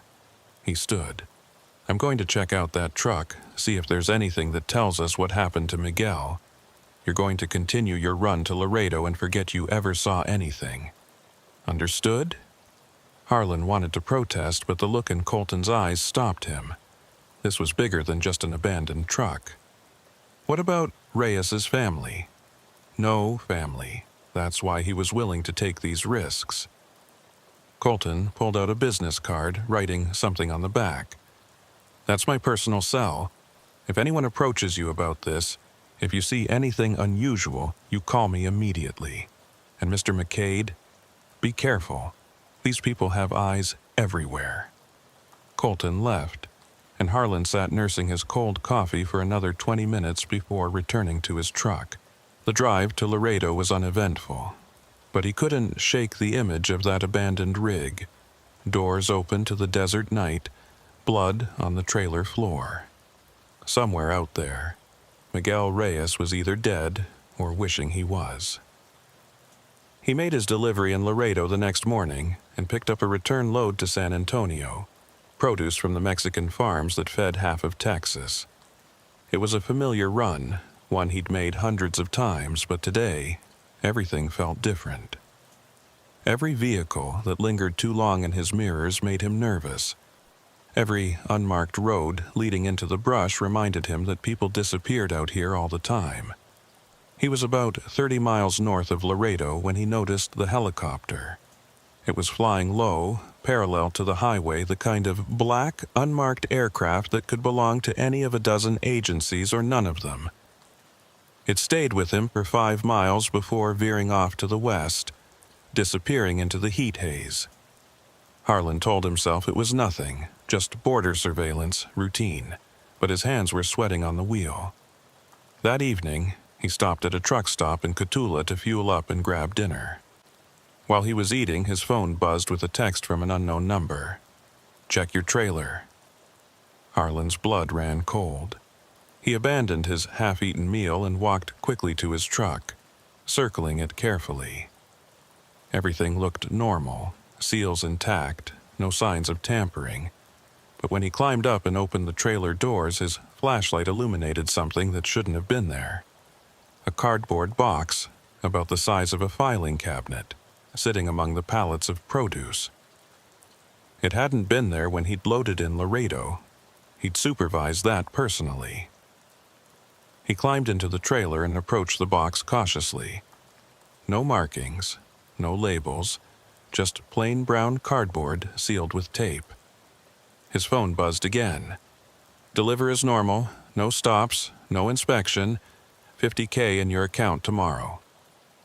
$50,000, more than he made in a year, all for delivering one unmarked box that someone had somehow placed in his sealed trailer without him knowing. Harlan stood there in the dark trailer, flashlight trembling slightly in his hand, knowing he was standing at a crossroads. Take the money and become part of whatever had gotten Miguel Reyes killed, or refuse and potentially become the next trucker to disappear along the border routes. He pulled out Deputy Colton's card and dialed the personal number. "This is McCade. Someone put something in my trailer. They're offering me money to deliver it." There was a pause. Then Colton's voice tense. "Where are you?" "Cotulla truck stop." "Don't move. Don't touch the box. I'm 40 minutes away." "And McCade?" "There are probably eyes on you right now, so act natural. Go back inside, finish your dinner, make it look like you're following their instructions." Harlan closed the trailer, trying to look casual, and walked back into the truck stop. Every face seemed suspicious now, every glance potentially surveillance. He forced himself to eat, though the food tasted like cardboard. His phone buzzed again. "Why did you make a call?" They were watching. Listening, maybe. Harlan typed back, "Calling dispatch about delivery time." A minute later, "No more calls. Drive now." But Harlan didn't move. He sat in that booth, pretending to eat, watching the clock. 20 minutes, 30. Other truckers came and went, none paying him any special attention, but he knew someone was watching. Had to be. After 35 minutes, he saw Colton's unmarked car pull into the lot, followed by 2 state police vehicles, but instead of coming inside, they positioned themselves at the exits. His phone immediately lit up with an incoming call from a blocked number. "You made a mistake," a woman's voice said when he answered. Calm, professional, American accent with maybe a hint of something else underneath. "We offered you easy money for a simple delivery. Now things get complicated. I don't know what you're talking about. Mr. McCade, please don't insult my intelligence. Deputy Colton is in the parking lot with backup. You called him. That tells me you know exactly what's happening." The woman paused. "You have two choices. Walk out now, get in your truck, and drive away. We'll handle the police and you'll never hear from us again. Or stay there, get arrested with whatever's in that box, and spend the next 20 years in federal prison. Your choice. You're threatening me? I'm offering you an exit. The same exit we offered Miguel Reyes. He chose poorly." Before Harlan could respond, the line went dead. Through the window, he could see Colton getting out of his car, hand resting on his service weapon. But there was also movement in the parking lot. Figures emerging from between the parked trucks surrounding the police vehicles. Not aggressively, just present. A silent reminder that the badge didn't mean as much out here as it should. Colton entered the truck stop alone, his backup remaining outside in an increasingly tense standoff with the mysterious figures who had materialized from the shadows. The deputy's face was grim as he slid into the booth across from Harlan. "We've got a problem," he said quietly. "Those men out there, I don't know who they work for, but they're not local muscle. Professional contractors, probably military trained. My backup's requesting additional units, but out here..." He shrugged, the gesture saying everything about how thin law enforcement was spread along the border. "A woman called," Harlan said. "Told me Reyes was offered the same choice I'm getting. Drive away or face the consequences." Colton's expression darkened. "Della Rios. You know her?" "Of her. Never met her personally and hope I never do. She's what you might call a logistics specialist for some very bad people. If she's involved, this is bigger than I thought." He glanced toward the parking lot. "Those boxes that mysteriously appear in trailers? They're usually one of three things: drugs heading north, cash heading south, or other things." "Other things?" "Weapons, information. Sometimes people, but not the kind looking for a better life, the kind with specific skills and specific targets." Colton rubbed his face, looking older than his years. Reyes thought he was hauling weapons. He was wrong. What was it? Documents, hard drives, the kind of information that could destroy careers, maybe topple governments. At least, that's what my sources suggest. Someone's moving evidence out of Mexico, but not through official channels. Harlan's phone buzzed. Another text, 5 minutes to decide. "They're getting impatient," he said, showing Colton the message. The deputy was quiet for a moment, clearly weighing options.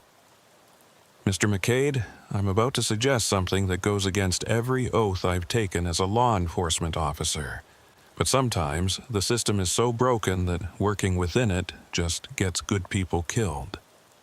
He leaned closer. "Take the box. Deliver it. But we're going to follow you and we're going to see where it goes. You want me to complete the delivery? I want you to survive this. And right now, that means playing along. But we need to know where this pipeline leads. Reyes died trying to find out. Maybe we can finish what he started. And if they figure out I'm working with you, then we're both dead men." Colton pulled out a small device, sliding it across the table. "GPS tracker, military grade, shielded from detection. Hide it in the box if you can. If not, just having it on you will help us follow." He stood.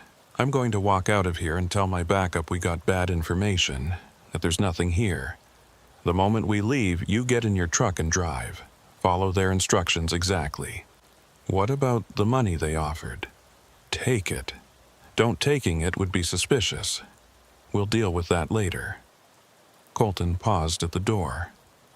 "McCade, I know this isn't what you signed up for, but right now, you're the only lead we have on an operation that's been running for years. Reyes would want us to see this through." Colton left, and Harlan watched through the window as the deputy gathered his backup and they departed, leaving the mysterious figures to melt back into the shadows. His phone rang immediately. Smart choice, Della Rios's voice said. Drive to San Antonio. Tomorrow morning, park at the Flying J off I-35. Leave the trailer unlocked. Someone will retrieve the package. After that, forget this ever happened. That's it? That's it. The money will be in your account by midnight. Consider it compensation for your discretion. The line went dead. Harlan stood, left cash on the table, and walked to his truck. The parking lot was empty now except for the usual collection of big rigs. No sign of the men who'd been there minutes before. Even knowing they were probably still watching, he couldn't spot them. He climbed into his cab and started the engine, pulling out onto Highway 83 northbound. In his pocket, the GPS tracker Colton had given him felt like it weighed 100 pounds. As soon as he was a few miles from the truck stop, he pulled over and climbed into the trailer. The box was still there, innocuous in its plainness. He carefully peeled back a corner of tape, just enough to slip the tracker inside, then resealed it. Whatever was in this box, wherever it was going, Colton would know. The drive to San Antonio took 4 hours. Harlan kept to the speed limit, stopped at the mandatory weigh station, did everything exactly as he normally would. The inspector at the weigh station didn't even look at his cargo, just waved him through with a bored expression. Either he hadn't been told to look for anything, or he'd been told specifically not to look. By the time he reached San Antonio, it was past 2 a.m. The Flying J truck stop was busy even at that hour, a constant flow of vehicles moving through the border city. Harlan parked in the back row as instructed, unhitched his trailer, and moved his truck to a different spot. He sat in his cab for an hour, watching, but saw nothing suspicious. Finally, exhaustion overtook paranoia, and he crawled into his sleeper berth. He woke to sunlight and the sound of his phone ringing. Unknown number. The delivery was satisfactory, Della Rios said without preamble. Check your account. Harlan pulled up his banking app. There it was, a deposit of exactly $50,000 from a company called Desert Logistics, LLC. It looked completely legitimate, even had taxes already withheld. We may have more work for you in the future, Della continued. Same arrangement. You'll know when you see it. I don't want, Mr. McCade, you're already involved. The only question is whether you're an asset or a liability. Assets get paid, liabilities disappear. Which would you prefer to be? She hung up before he could respond. Harlan sat in his truck, staring at the money in his account. Blood money, probably. Payment for helping move something that would likely hurt people. But refusing it now wouldn't undo what he'd already done. His phone buzzed with a text from Colton. Package retrieved, following, stay clear. So the deputy was tracking whoever had picked up the box. Good. Maybe something positive would come from this. Harlan decided to deadhead back to Houston. Get away from San Antonio and the border for a while. But first, he needed to check his trailer, make sure nothing else had been planted there. The trailer was clean, except for the produce he'd been hauling, now needing to be delivered to a distribution center across town. He made the delivery, got his paperwork signed, and was hooking up to an empty trailer for the trip home when he noticed her. A woman standing by a black SUV watching him. Hispanic, maybe 40, professional dress that looked out of place at a warehouse. When she saw him looking, she walked over. Mr. McCade? I'm Della Rios. I thought we should meet face to face. Harlan's hand instinctively moved toward the tire iron he kept beside his seat, but Della raised her hands peacefully. I'm not here to threaten you, just to talk. About what? About Miguel Reyes, about Deputy Colton, about the tracker you put in that box. Harlan's blood ran cold. They knew. Of course they knew. Relax, Della said, actually smiling. If I wanted you dead, we wouldn't be having this conversation. The tracker was expected. Colton's involvement was expected. Everything is proceeding exactly as planned. I don't understand. Miguel Reyes was a good man, but he was also naive. He thought he could gather evidence, build a case, bring down our operation through legal channels. He didn't understand that we own those channels. She paused. We offered him the same deal we offered you. Drive, get paid, forget. He chose to be a hero instead. You killed him. We didn't have to. His heroics got him killed. There's a difference. Della pulled out a tablet, showing him a news article. 3 days ago, a body was found in the desert near Eagle Pass, identified as Miguel Reyes. Official cause of death, dehydration. He was trying to cross the desert on foot, probably heading for Mexico. That's not what happened, isn't it? He discovered what he was really hauling, panicked, abandoned his truck, and tried to run. Made it about 10 miles before the desert claimed him. Tragic, but not uncommon out here. What was he hauling? Della studied him for a moment. The same thing you just delivered, evidence. But not the kind Colton thinks. We're not moving drugs or weapons, Mr. McCade. We're moving proof of corruption. Documents, recordings, financial records, all the evidence of who's been bought and who's been paid on both sides of the border. Why would criminals move evidence of their own crimes? Because we're not the criminals. We're the cleanup crew. Her smile was cold. When someone in power becomes a liability, when they know too much or demand too much, this evidence surfaces. They're arrested, tried, convicted. Everyone celebrates another corrupt official going down, never realizing it's just house cleaning, removing the ones who've become too greedy or too obvious. And Colton is about to become a hero.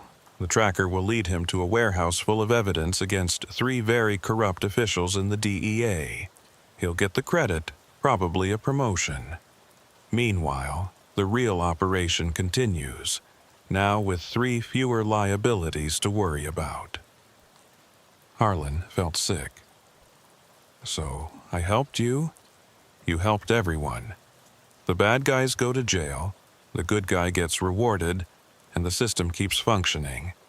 That's what we do, Mr. McCade. We maintain balance. Too much corruption and the system collapses. Too little and there's no profit. We keep things manageable. And if I refuse to help again, then next time you won't get a warning. The package will just appear, and if you don't deliver it, you'll disappear, just like the others who thought they could fight us. She handed him a business card, blank except for a phone number.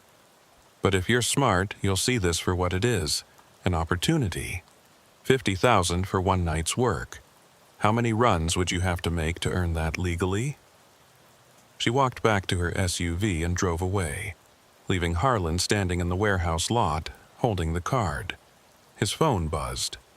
Colton, texting that they'd found the warehouse, that it was a goldmine of evidence, that arrests were imminent. The deputy had no idea he was being played. That night, Harlan sat in his apartment in Houston, watching the news. Sure enough, there was Colton on screen, standing beside federal agents as they announced the arrest of 3 DEA officials on corruption charges. The evidence had come from an anonymous source, they said, but Deputy Colton's quick action had secured it before it could disappear. He was being hailed as an incorruptible hero, one of the few honest cops left on the border. Harlan turned off the TV and looked at the blank business card Della had given him. He could throw it away, pretend this never happened, but he knew they'd find him again when they needed him. And the $50,000 in his account was real, more money than he'd ever had at one time. His phone rang. Colton. "McCade, you see the news? We got them. 3 major players in the corruption network, all going down thanks to that package you delivered." "That's great, Deputy. Listen, I wanted to thank you, and to warn you, These people, they're not going to give up. There will be retaliation. You need to be careful. I will be. And McCade, if they contact you again, you call me immediately. We're building a case, and every piece of evidence helps." Harlan agreed and hung up, knowing he would never call Colton about this again. The deputy was a good man, but he was swimming in waters too deep and dark for him to understand. They were all just pieces being moved around a board by players they'd never see. 3 weeks passed before they contacted him again. 3 weeks of normal runs, normal pay, normal life. Harlan had almost convinced himself the whole thing had been a one-time occurrence, that maybe they'd found another driver to be their unwitting mule. The $50,000 still sat in his account, untouched. He couldn't bring himself to spend it, but he couldn't bring himself to give it away either. He was hauling cattle feed from Corpus Christi to a ranch near Del Rio when he stopped for fuel in Uvalde. It was late afternoon, the kind of brutal August heat that made the asphalt shimmer like water. When he returned from paying for the diesel, there was someone sitting in his passenger seat. Not Della Rios. A man this time, younger, maybe 30, with the kind of forgettable face that would disappear in a crowd. He was reading Harlan's logbook like it was a newspaper, completely at ease. "Mr. McCade," he said, without looking up.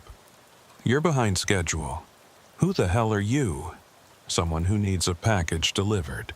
Check your trailer when you get to Del Rio. Same arrangement as before." He set down the logbook and opened the door to leave, then paused.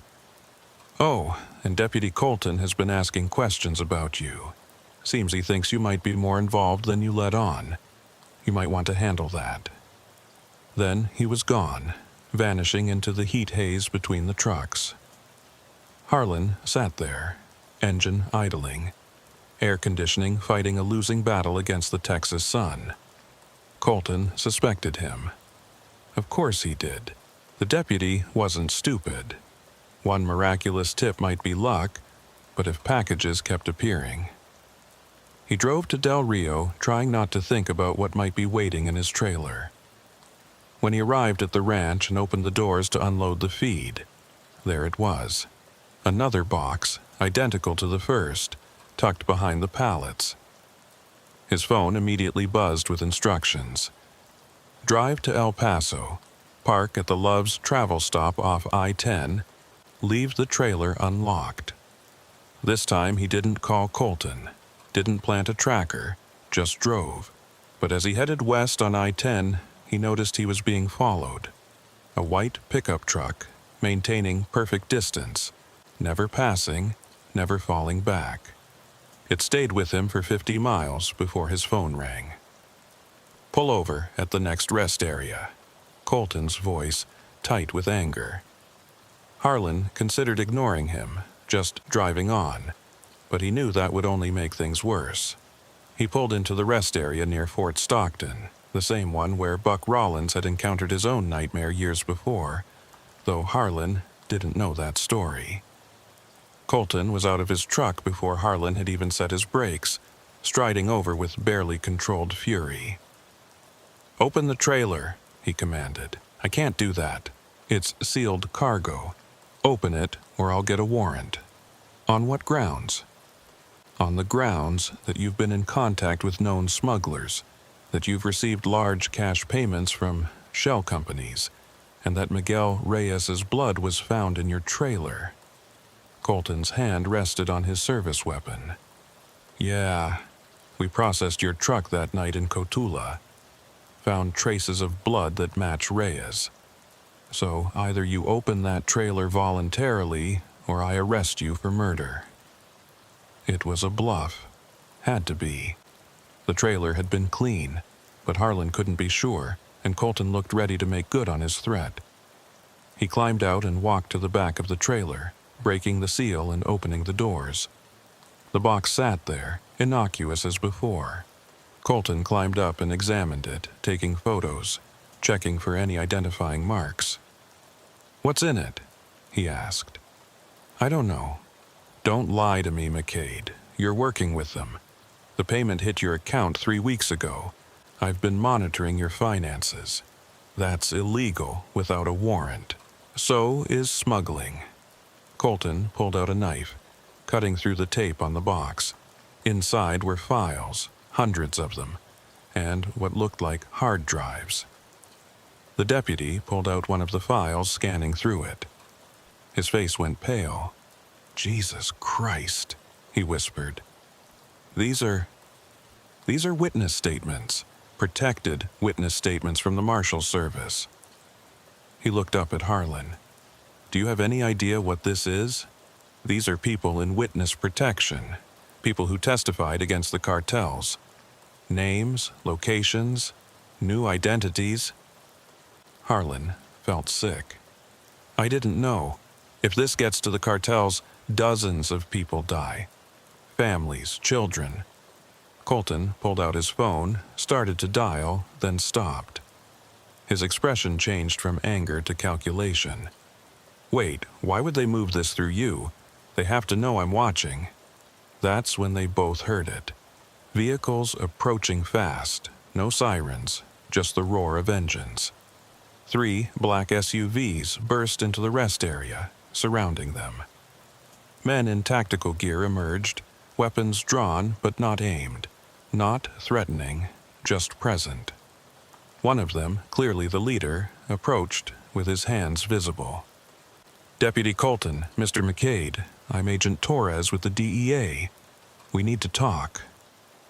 "DEA my ass," Colton said, hand on his weapon. "I know every DEA agent in this region." Torres smiled. "No, you know every official DEA agent. Some of us work in a different capacity." He gestured to the box. "That information is bait, Deputy. We've been tracking a leak in the Marshal Service for 2 years. Someone's been selling witness locations to the cartels. We needed to see who would come for this. So, this is all a setup?" "Everything's a setup down here," Torres replied. "The question is, who's setting up whom? Mr. McCade here has been very helpful, whether he knows it or not. Every package he delivers helps us map the network, identify the players. He's innocent? Nobody's innocent, but he's useful." Torres looked at Harlan. "You're going to complete this delivery. We'll be watching. When someone comes for the box, we'll know who the leak is. And if I refuse, then Deputy Colton here arrests you for trafficking, and you spend the next 20 years in federal prison. Your choice." It wasn't a choice at all. Harlan nodded, and Torres's team began repacking the box, resealing it perfectly. "Deputy, you're going to drive away now," Torres said to Colton. "Go back to your regular patrol, file a report saying you found nothing. If you interfere with this operation, I'll make sure every cartel in Mexico knows you've been investigating them. How long do you think you'd last?" Colton's face was red with rage, but he nodded stiffly. As he walked back to his truck, he paused beside Harlan. "They're all using you," he said quietly. "Dela Rios, Torres, all of them. You're just a pawn in their games. Get out while you can." Then he drove away, leaving Harlan alone with Torres and his team. "He's right, you know," Torres said conversationally. "You are being used. But pawns sometimes survive to the end of the game, even become queens. Play this right, and you might come out ahead.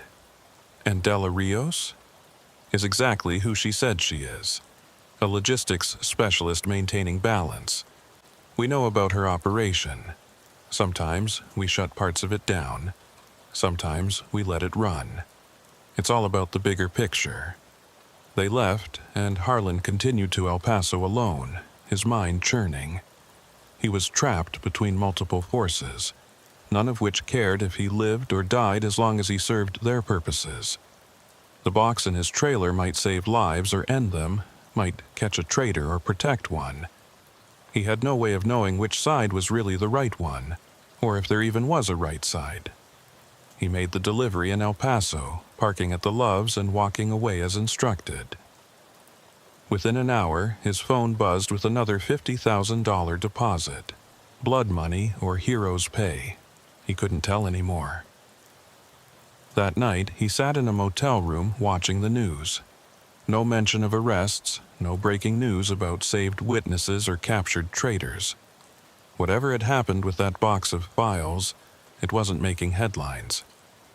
Maybe it never would. His phone rang. Della Rios. "You did well today, Mr. McCade. Even with the complications. You knew Colton would intercept me. We knew everything. Colton, Torres, the fake files, all of it was anticipated. The real package was delivered 2 days ago by another driver. You were the distraction."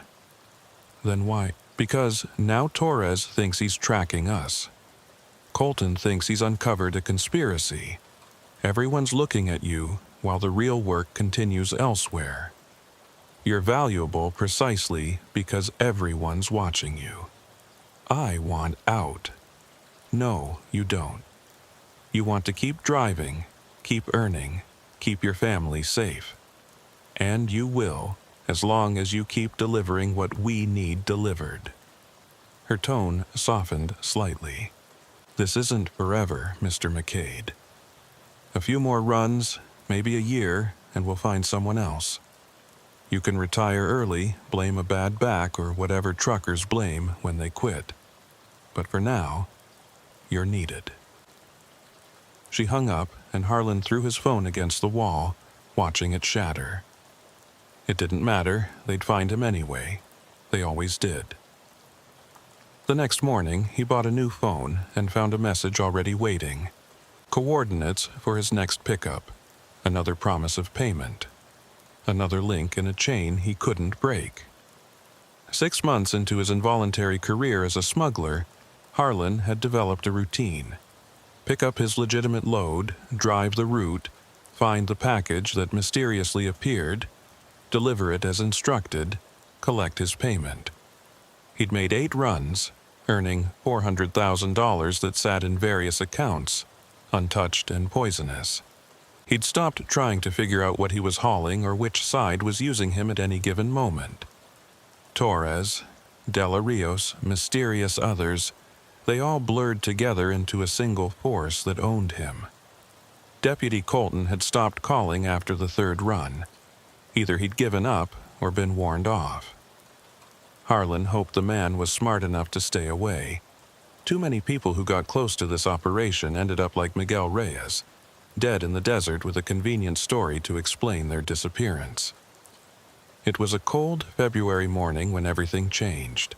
Harlan was hauling electronics from Dallas to Brownsville, a routine run he'd made dozens of times.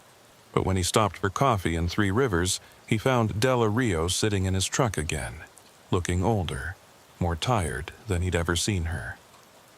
"This is your last run," she said without preamble. "You said that 6 months ago. I know, but things have changed. The balance we maintained has been disrupted. There's going to be a war, Mr. McCade. Not the kind with armies and flags, but the kind fought in shadows with bodies that never get identified. We're pulling out." "Who's we exactly?" For the first time, Della gave him a straight answer. "We're nobody, that's the point. Not government, not cartel, not corporation. We're the space between. The people who keep all sides from destroying each other completely. But that space is closing. Choose a side or get crushed between them. Those are the only options now." She handed him an envelope, thick with cash. "There's 100,000 there. Severance pay. Take it and disappear. Change your name, move to another state, never drive commercially again. Forget you ever knew us. That's it? Just walk away? If you're smart, yes. But first, you need to complete one final delivery, not for us, for yourself." She pulled out a flash drive. "Everything's on here. Every run you made, what you carried, who received it. Names, dates, photos, Agent Torres, his real handlers, The people who killed Miguel Reyes everything. Why give this to me? Because someone needs to survive with the truth, and you're the only one who stayed neutral enough to live. Don't use it unless you have to. Think of it as insurance. She opened the door to leave, then paused. The package for this run, it's different. When you find it, don't deliver it. Dump it in the desert and run. Trust me on this. Then she was gone, leaving Harlan with the envelope of cash and the flash drive. He sat there in the cold morning air, knowing he was at another crossroads. He could take the money and run, try to disappear like she suggested. Or he could finish this, find out what the final package was, maybe understand what he'd been part of all these months. He drove to Brownsville, made his legitimate delivery, and then checked his trailer. The package was there, but Della had been right. It was different, larger, heavier, and it was making a sound. A soft, rhythmic thumping. A heartbeat. Harlan's hands shook as he cut open the box. Inside, unconscious but breathing, was Deputy Ephraim Colton. He was zip-tied, gagged, but alive. A note was pinned to his shirt. Deliver to coordinates provided or both die. His phone buzzed with GPS coordinates. A location deep in the desert near the border. The kind of place where bodies were never found. Someone wanted Colton dead and wanted Harlan to be the delivery man. He cut Colton's bonds and gently slapped his face until the deputy's eyes fluttered open. It took a moment for recognition and understanding to dawn. "McCade? Where are we?" "My trailer. Someone boxed you up for delivery to what I'm guessing is your execution. We need to get out of here." Colton struggled to sit up, clearly drugged but fighting through it. "It was Torres. He came to my house, said he had evidence about the network. Next thing I know, I'm waking up here. Torres works for the government. Torres works for whoever pays him. I've been investigating. He's been playing all sides. DEA, cartels, De La Rios's people. He's the one who killed Reyes when Miguel figured out Torres was dirty." Harlan helped Colton out of the trailer and into his truck cab. "Della warned me not to make this delivery." "De La Rios? She's part of this?" "She was. Said she's getting out, that a war's coming." Harlan showed him the flash drive. "She gave me this, said it has everything." Colton plugged it into Harlan's laptop, scanning through files. His expression grew increasingly grim. Jesus, this implicates half the law enforcement in South Texas. Judges, prosecutors, federal agents. "McCade, this is evidence of a conspiracy that goes all the way to Washington. So, what do we do with it?" Before Colton could answer, Harlan's phone rang. "Torres. Mr. McCade, you're late for your delivery. The package was damaged in transit." There was a pause. "I see. That's unfortunate. Where are you?" "Still in Brownsville. Stay there. I'm coming to you." The line went dead. Colton and Harlan looked at each other. "He's going to kill us both," Colton said. "Probably, unless we move first." Harlan pulled out the blank business card Della had given him months ago and dialed the number. It rang once. "Yes? This is McCade. Torres is coming for us. We have the drive." "Where are you?" Harlan gave her the address. "Be ready to move in 15 minutes. And McCade? Trust nobody else from now on, not even me." They waited in tense silence. Colton checking his service weapon. Harlan gripping a tire iron. But when the vehicles arrived, they weren't Torres's black SUVs or Della's discreet sedans. They were Texas Rangers, a full tactical team. The lead ranger, a woman named Captain Sarah Vance, approached carefully. "Deputy Colton, Mr. McCade, we've been monitoring this situation for 3 years. Miss Rios contacted us, said you had evidence we need. How do we know you're not part of it?" Colton challenged. Vance smiled grimly. You don't. But in about 5 minutes, Agent Torres and his team are going to arrive expecting to find you both ready for execution. You can trust us, or trust them, your choice. As if on cue, they heard engines in the distance, multiple vehicles coming fast. Decide now, Vance said. Colton and Harlan exchanged glances. Then Colton handed over the flash drive. Everything's on there. Good. Now get down and stay down. This is about to get messy. What followed was something out of a war zone. Torres's team arrived in force, but the Rangers were ready. The firefight was brief but intense, ending with Torres and 6 of his men in custody, 2 dead and 1 escaped into the desert. When it was over, Vance helped them up. You're both going into protective custody until this is sorted out. There are a lot of people who won't want you testifying about what you've seen. What about Della Rios? Harlan asked. Gone. Probably out of the country by now. Smart woman. She saw this coming and got out. Vance looked at the flash drive. This evidence will take down a lot of powerful people. You two are heroes, whether you meant to be or not. Heroes. Harlan almost laughed. He'd been a drug mule, a coward, a man who'd taken blood money rather than risk his own life. Some hero. The trials took 2 years. Harlan and Colton testified in closed sessions, their identities protected, their locations secret. One by one, the corrupt officials fell. Judges, agents, police chiefs, even a congressman. The network Della Rios had described, the one that maintained balance through controlled corruption, collapsed entirely. But she'd been right about the war.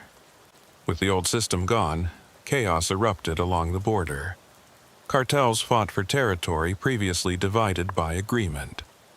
Law enforcement, purged of corrupt elements, was undermanned and overwhelmed. The death toll mounted daily. Harlan watched it all from a small town in Montana where the Marshal Service had relocated him. New name, new life, new job working at a hardware store.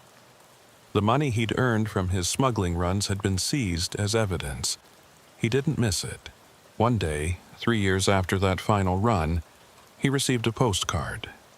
No return address, postmarked from Argentina. It was a picture of a sunset over the Pampas. On the back, in familiar handwriting, the balance will return. It always does. DR. He burned the postcard but kept thinking about its message. Della Rios was right, of course. Someone would eventually fill the vacuum, create new networks, establish new balances of power and corruption.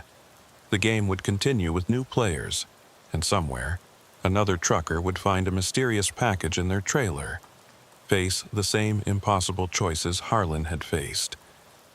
Deputy Colton, now Sheriff Colton of a small county in Wyoming, also relocated for his safety, called occasionally. They'd share updates on the trials, the convictions, the ongoing chaos at the border. Neither of them talked about the fact that their testimony had ultimately made things worse, that breaking the corrupt system had unleashed something far more violent. Do you regret it? Colton asked during one such call. Which part? Taking their money? Helping them? Exposing them? All of it. Harlan thought about Miguel Reyes, dead in the desert for trying to do the right thing. About Della Rios, who'd maintained evil to prevent greater evil. About Torres, who'd played every side until he'd run out of moves. About himself, caught in the middle, just trying to survive. I regret getting in that truck 20 years ago, he finally said. Should have learned a different trade. Maybe been an accountant. Colton laughed, but it was hollow. They both knew the truth. In a world where the lines between right and wrong were drawn in sand and constantly shifting, survival itself was a kind of victory. They'd survived. That had to count for something. But late at night, when the Montana wind howled outside his small apartment, Harlan would think about those South Texas highways. Somewhere down there, trucks were rolling through the darkness, carrying loads, both legal and illegal. Drivers making choices that would haunt them forever. He'd dream about Miguel Reyes, about empty trucks with open doors, about packages that appeared from nowhere and disappeared into darkness. He'd wake with the taste of desert dust in his mouth and the certainty that he'd never truly escaped. The border had followed him north, lived in his nightmares, reminded him daily that some roads, once traveled, could never be untraveled. The final truth was simpler and more terrible than any conspiracy. Everyone was guilty of something. Everyone had taken money, looked away, made compromises. The only difference between heroes and villains was who got to write the final report. Harlan McCade, or whatever his name was now, had been both hero and villain, sometimes in the same day. He'd saved lives and destroyed them, exposed truth and delivered lies, upheld the law and broken it. He was, in the end, just another American trucker who'd driven too close to the border between right and wrong and discovered there was no border at all, just an endless gray highway stretching into darkness, where every mile marker looked the same and every destination was just another beginning.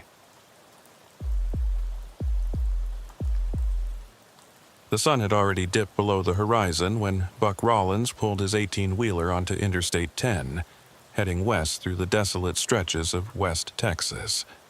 After 23 years behind the wheel, the 51-year-old trucker had developed a preference for these night runs through the Chihuahuan desert. The traffic was minimal, the highway stretched endlessly ahead, and the solitude gave him time to think. His cargo tonight was nothing special, 42,000 pounds of construction materials bound for El Paso from Houston. The kind of load that paid the bills but didn't require any special handling or security concerns. The dashboard clock read 9:47 p.m. when Buck passed through Fort Stockton, the last major town he'd see for the next 160 miles. He topped off his fuel tank at the pilot station on the outskirts, grabbed a fresh thermos of coffee, and made his mandatory electronic log entry before getting back on the road. The weather was perfect for a desert run. Clear skies, no wind to speak of, and temperatures that had dropped from the day's punishing 98 degrees to a comfortable 72. Buck settled into his seat, adjusted his mirrors one final time, and merged back onto the interstate. The CB radio crackled occasionally with chatter from other truckers, mostly complaining about construction delays near Van Horn or warning about speed traps just past the Pecos County line. Buck kept the volume low, just loud enough to catch anything important, but not so loud as to interrupt the country music streaming from his phone through the cab's speakers. George Strait's voice filled the space, singing about Amarillo skies and West Texas towns, the perfect soundtrack for the long haul ahead. It was around 11:15 p.m., approximately 60 miles west of Fort Stockton, when Buck first noticed the lights in his side mirror. A convoy of vehicles, maybe 4 or 5, maintaining perfect spacing as they moved along the highway behind him. Nothing unusual in itself. Plenty of people traveled in groups through these remote stretches, especially at night. But something about their formation caught his attention. They were moving too slowly for normal traffic, maintaining maybe 50 miles per hour in a 75 zone. And the spacing between vehicles was too precise, too deliberate. Military convoys moved like that, Buck thought. But these weren't military vehicles. From what he could make out in the darkness, they appeared to be a mix of SUVs and covered trucks. Buck eased off the accelerator slightly, dropping his speed to 65, figuring the convoy would pass him soon enough. But they matched his speed, maintaining the same distance behind him. When he gradually increased back to 70, they did the same. The hair on the back of his neck began to prickle with unease. In all his years driving these routes, he'd developed a sixth sense for trouble, and right now that sense was screaming at him that something wasn't right. The convoy followed him for another 20 miles, never gaining, never falling back, just maintaining that steady, unsettling presence in his mirrors. Buck reached for his CB radio, switching to Channel 19, the unofficial truckers' channel. Breaker 19, this is dusty roads westbound on I-10 near mile marker 320. Anybody else seeing this convoy running slow out here? Over. Static filled the cab for a moment before a voice crackled back. Dusty roads, this is Night Owl, eastbound at marker 340. Passed them about 10 minutes ago. Strange bunch, running dark with just their parking lights. Couldn't see inside any of the vehicles, gave me the creeps, over. Running dark with parking lights only. That detail sent a chill through Buck. Why would anyone drive through the desert at night without proper headlights unless they didn't want to be clearly seen? He glanced at his side mirror again. Now that Night Owl mentioned it, the lights did seem dimmer than normal headlights should be. Buck's mind raced through possibilities, none of them good. Drug runners? Human traffickers? Or maybe just paranoid preppers heading to some compound in the desert. Whatever they were, Buck wanted no part of it. He was approaching the exit for Ranch Road 2886, a lonely two-lane that cut north into the desert toward the small town of Bakersfield, Texas. Population 327 on a good day. Buck had never taken that exit in all his years driving this route. There was nothing up there but oil fields and ranch land. But tonight, instinct told him to put some distance between himself and that convoy. He flipped his turn signal and began to decelerate, watching his mirrors carefully. The convoy's reaction was immediate and coordinated. The lead vehicle, a large black SUV, suddenly accelerated, closing the gap between them rapidly. The other vehicles followed suit, their dim lights growing brighter as they switched to full headlights, temporarily blinding Buck in the reflection. His heart hammered in his chest as he took the exit ramp faster than advisable, his trailer swaying slightly as the truck leaned into the curve. Behind him, the convoy shot past the exit without slowing, continuing west on I-10. Buck let out a breath he didn't realize he'd been holding and pulled onto the shoulder of Ranch Road 2886. His hands were trembling slightly as he put the truck in park and reached for his phone. No signal, of course not. Cell coverage out here was spotty at best. He grabbed the CB radio instead. Night Owl, this is Dusty Roads. You still on channel?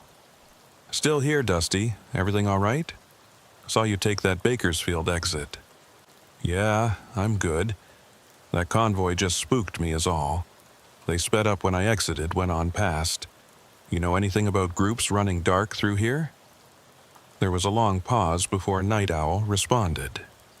Dusty, I've been driving this route for 15 years. Last 3 months, I've seen groups like that maybe half a dozen times, always at night, always between Fort Stockton and Van Horn. Other drivers have seen them too. Nobody knows what they're hauling, but whatever it is, they don't want attention. Best to stay clear, friend. Buck thanked Night Owl and signed off. He sat in the darkness for a moment, engine idling, considering his options. He could wait here for 30 minutes, give the convoy time to get far ahead, then get back on I-10. Or he could take Ranch Road 2886 north to Bakersfield, then cut west on Farm Road 2023, eventually rejoining I-10 near Fort Hancock. It would add almost 2 hours to his trip, but something told him that keeping distance from that convoy was worth the delay.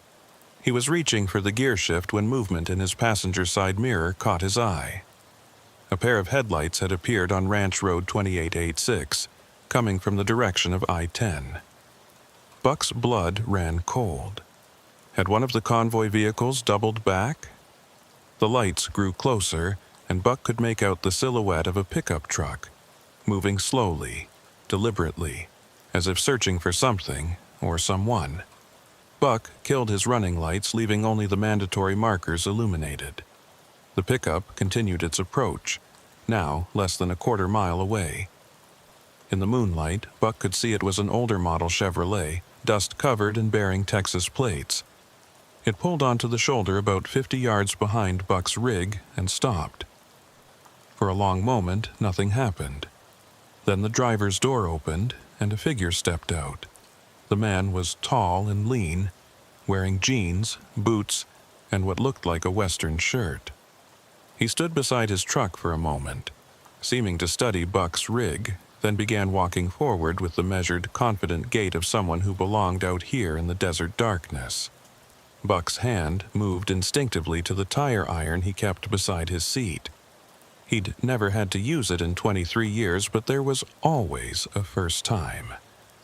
The man stopped about 10 feet from Buck's door and called out in a voice that carried the distinctive drawl of West Texas. "Everything all right there, driver? I saw you take the exit, kind of sudden-like." Buck cracked his window just an inch. "I'm fine, just needed a break from the road." The man nodded, his face obscured by the shadow of his hat brim. "Smart thinking. That bunch that passed through, you did right to let them go on ahead." He paused, then added, "Name's Clint Hargrove. I ranch about 15 miles north of here. Seen you trucks pulling off here more and more lately, trying to avoid them folks." "You know who they are?" Buck asked, his curiosity overcoming his caution. Clint spat tobacco juice onto the dirt. "I know enough to know that asking too many questions about them is a good way to end up as buzzard food out in the desert. They've been using the old smuggling routes through the Big Bend for months now. Border Patrol can't touch them. They never cross the actual border, just meet up with folks who do." He looked directly at Buck's mirror, knowing the driver could see him. "If I were you, I'd wait here another hour before getting back on I-10, and maybe find yourself a different route for a while." Before Buck could respond, Clint turned and walked back to his pickup. He paused at his door and called back, "Oh, and driver, if anyone asks, you never saw me, and we never had this conversation. Some things in West Texas are better left unspoken." With that, he got in his truck, started it up, and headed north on Ranch Road 2886, his taillights disappearing into the desert darkness. Buck sat in stunned silence, processing what had just happened. Whatever that convoy was transporting, it was clearly something that had the locals scared enough to warn strangers but not brave enough to report to authorities. He glanced at his dash clock, 11:47 p.m. His delivery wasn't due until 8 a.m. He had time to wait, time to let whatever was happening out there pass him by. But as he sat in the darkness, engine idling, something nagged at him. Clint Hargrove had known too much, had appeared too conveniently. How had he known Buck had taken the exit to avoid the convoy? Had he been watching? And that comment about the old smuggling routes, that wasn't common knowledge even among locals. Buck had the unsettling feeling that he'd just been warned off by someone who might be more involved in whatever was happening than he'd let on. 30 minutes passed, then 45. Buck was about to put the truck in gear when his CB crackled to life again. "Dusty roads, this is Night Owl. You still out there, buddy?" Buck grabbed the mic. "Still here, Night Owl. What's your 20? "Just past Fort Hancock, but Dusty, I had to tell you. That convoy pulled off at the Border Patrol checkpoint near Sierra Blanca. But here's the weird thing. The checkpoint was closed. No agents, no lights, nothing. But that convoy went right through like they owned the place." Buck's blood ran cold. The Sierra Blanca checkpoint was one of the most active in West Texas, running 24 hours a day, 7 days a week. For it to be closed, especially at night when drug runners were most active, was unheard of, unless someone had arranged for it to be closed. "Night Owl, get off this channel, find another route. Something's not right out here tonight." "Already planning on it, Dusty. You watch yourself." The radio went silent. and Buck made his decision. He wasn't getting back on I-10 tonight. He'd take the long way around, add the extra hours, explain to dispatch that he'd had mechanical issues if needed, because whatever was moving through West Texas tonight, whatever had the power to close Border Patrol checkpoints and had the locals running scared, Buck wanted no part of it. He put the truck in gear and headed north on Ranch Road 28A6, his headlights cutting through the darkness. In his mirrors, he thought he caught a glimpse of lights far behind him, but when he looked again, there was nothing but darkness. The desert had a way of playing tricks on your eyes, especially when your nerves were already on edge. 5 miles north, Buck noticed a set of fresh tire tracks cutting off the road into the desert, heading east toward a line of low hills. Multiple vehicles had passed this way recently, heavy ones judging by the deep impressions in the sandy shoulder. He slowed, studying the tracks in his headlights. They were recent, very recent. No wind erosion at all. Whatever had made them had passed this way within the last hour. Against his better judgment, Buck stopped the truck and grabbed his flashlight. He walked over to examine the tracks more closely. Mixed in with the tire impressions were other marks, drag marks, as if something heavy had been pulled from vehicles. The marks led off into the desert, disappearing into the darkness beyond the range of his flashlight. A sound made him freeze. Voices, carried on the still night air. They were speaking Spanish, but occasionally he caught English words. Shipment, checkpoint, morning pickup. Buck clicked off his flashlight and stood perfectly still, his heart pounding. The voices were coming from the direction of those hills, maybe half a mile away. Too close, way too close. He backed slowly toward his truck, trying not to make any noise on the gravelly ground. He'd just reached the cab when headlights appeared on the road from the north, coming fast. Buck quickly climbed into his cab and started moving, trying to look like he'd never stopped. The vehicle, another black SUV like the ones from the convoy, blazed past him heading south without slowing. But in his mirror, Buck saw its brake lights flare as it reached the spot where the tracks cut into the desert. Buck pushed the accelerator down, building speed despite the narrow road. He needed to put distance between himself and whatever operation he'd stumbled onto. His mind raced through what he'd witnessed. A convoy running dark, a mysteriously closed Border Patrol checkpoint, fresh tracks leading into the desert, voices in the darkness discussing shipments. He'd driven into the middle of something big, something organized, something that had the power to operate with apparent impunity in one of the most heavily patrolled regions of Texas. 10 miles north, the lights of Bakersfield appeared, just a handful of buildings clustered around the intersection of Ranch Road 2886 and Farm Road 2023. The town's single gas station was closed, but its lights were on, providing a welcome beacon of civilization. Buck pulled into the lot and parked under the brightest light he could find. He tried his phone again. 1 bar of signal. It would have to do. He scrolled through his contacts until he found the number for Jeff Martinez, an old friend who worked for the Texas Department of Public Safety. Jeff answered on the 3rd ring, his voice thick with sleep. "Buck? Jesus, man, it's past midnight. What's going on?" "Jeff, I need you to listen and not ask questions. I'm at the gas station in Bakersfield, just north of I-10. I've seen something out here, convoys running dark, closed Border Patrol checkpoints, tracks leading into the desert. Something big is moving through here tonight." There was a long pause.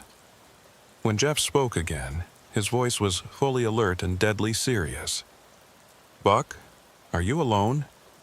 "Yeah, but get back on the road right now. Don't stop until you reach Fort Hancock. Don't take I-10. Stay on the farm roads." "Jeff, what's going?" "Buck, please.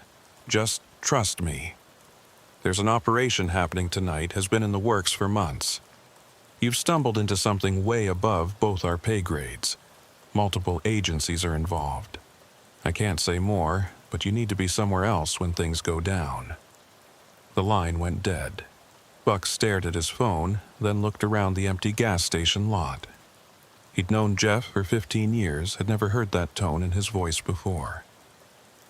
Whatever was happening out here was official, sanctioned, and probably dangerous enough that witnesses were unwelcome.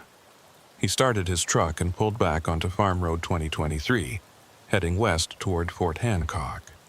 In his mirrors, he caught sight of several sets of headlights converging on Bakersfield from different directions. He pressed harder on the accelerator, pushing the truck as fast as he dared on the narrow road.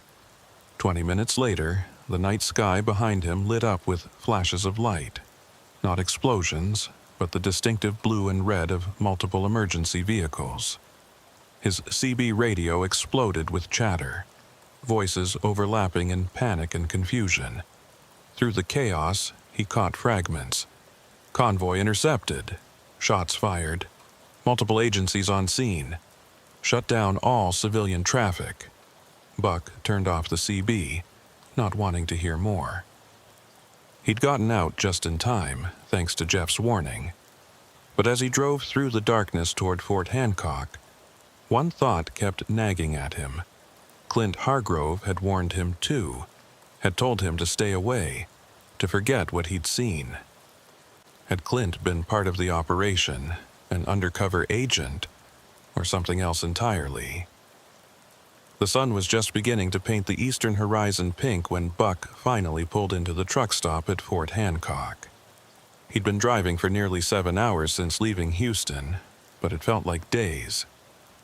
His hands shook slightly as he filled out his logbook, carefully omitting any mention of his detour through Bakersfield or what he'd witnessed in the desert.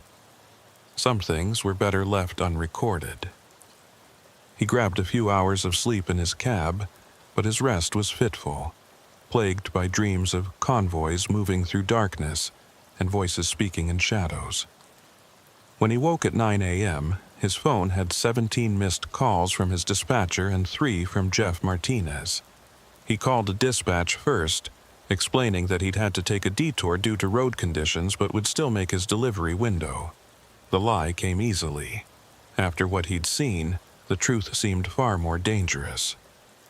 Jeff's voicemail was brief. Operations over. 6 agencies, 47 arrests, largest smuggling ring in Texas history. You were never there, understand? Delete this message. Buck deleted the message and tried to push the whole experience from his mind as he completed his delivery in El Paso. But as he loaded up for the return trip to Houston, he couldn't shake the feeling that the story wasn't over. The official operation might have ended with those arrests, but something about Clint Hargrove's warning still bothered him. The man had known too much, had been too prepared. 3 days later, Buck was back on I-10, making another night run through West Texas. He'd deliberately taken a different route on his last 2 trips, going north through Lubbock and Amarillo to avoid that stretch of highway. But tonight, his load was time-sensitive, and the direct route was his only option. He told himself that with the smuggling ring broken up, the danger had passed. He was wrong. It was just past 2 a.m. when he reached the exit for Ranch Road 2886 again. He wasn't planning to stop, wasn't even planning to slow down. But as he passed the exit, his headlights caught something that made his blood run cold. There, parked on the shoulder of the exit ramp, was Clint Hargrove's pickup truck. The same dust-covered Chevrolet, the same Texas plates, but the truck was empty, the driver's door standing open. Every instinct told Buck to keep driving, to pretend he hadn't seen anything. But something, maybe conscience, maybe curiosity, made him take the exit. He pulled onto the shoulder behind Clint's truck and grabbed his flashlight, leaving his engine running. The pickup was definitely Clint's. Buck recognized the distinctive dent in the tailgate. But where was the man himself? Buck swept his flashlight around the area. The desert stretched out in all directions, silvered by moonlight. No sign of Clint, but there were footprints in the sand leading away from the truck, heading into the desert toward the same hills where Buck had heard voices 3 nights ago. The prints were fresh, maybe a few hours old, and Clint hadn't been alone. There were at least 3 sets of tracks. A piece of paper tucked under the pickup's windshield wiper caught Buck's eye. He pulled it free and unfolded it, his flashlight illuminating hasty handwriting. Buck Rawlins. I know you'll come back this way. They know I warned you. If you're reading this, I'm probably dead. Look under the driver's seat. Trust no one, especially not the ones with badges. C.H. Buck's hand trembled as he reached into Clint's truck and felt under the driver's seat.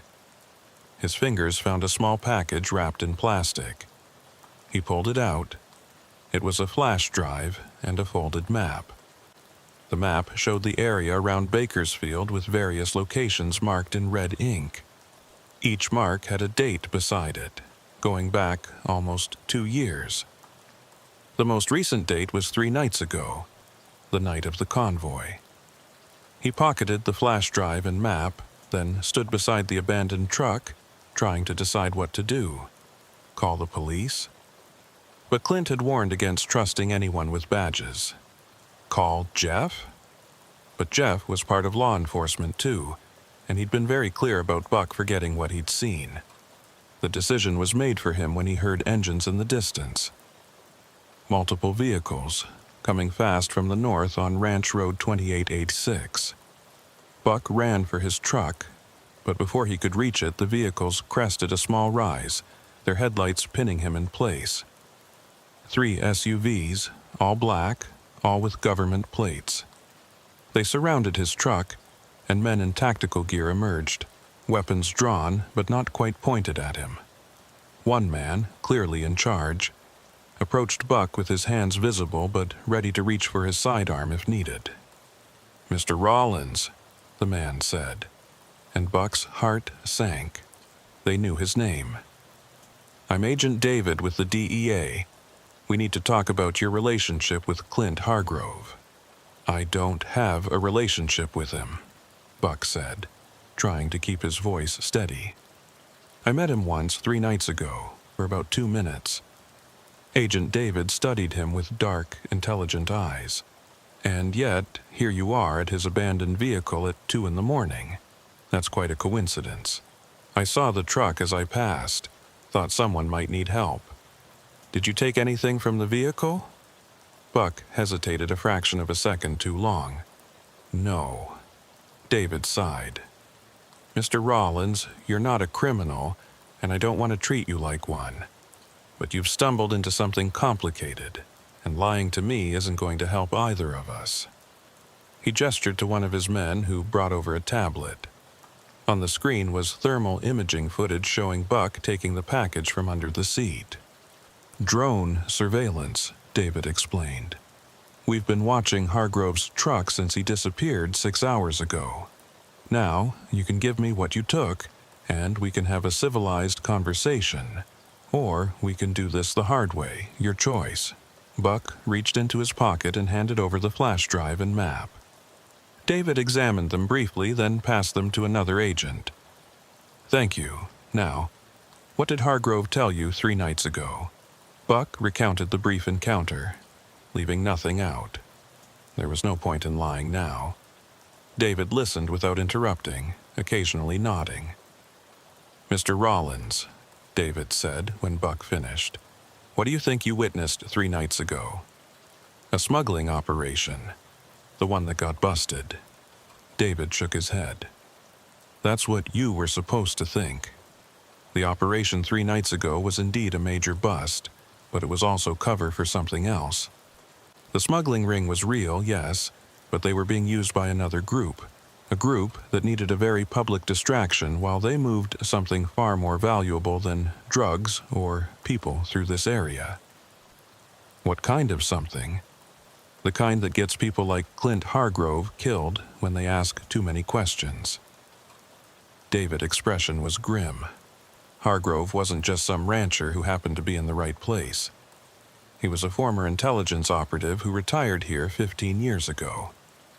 He'd been tracking unusual activity in this area for months, feeding information to old contacts in Washington, information that certain people didn't want shared. Buck felt like the ground was shifting under his feet. So, the warning he gave me was probably genuine. He was trying to keep a civilian from getting tangled up in something deadly. Unfortunately, by warning you, he exposed himself.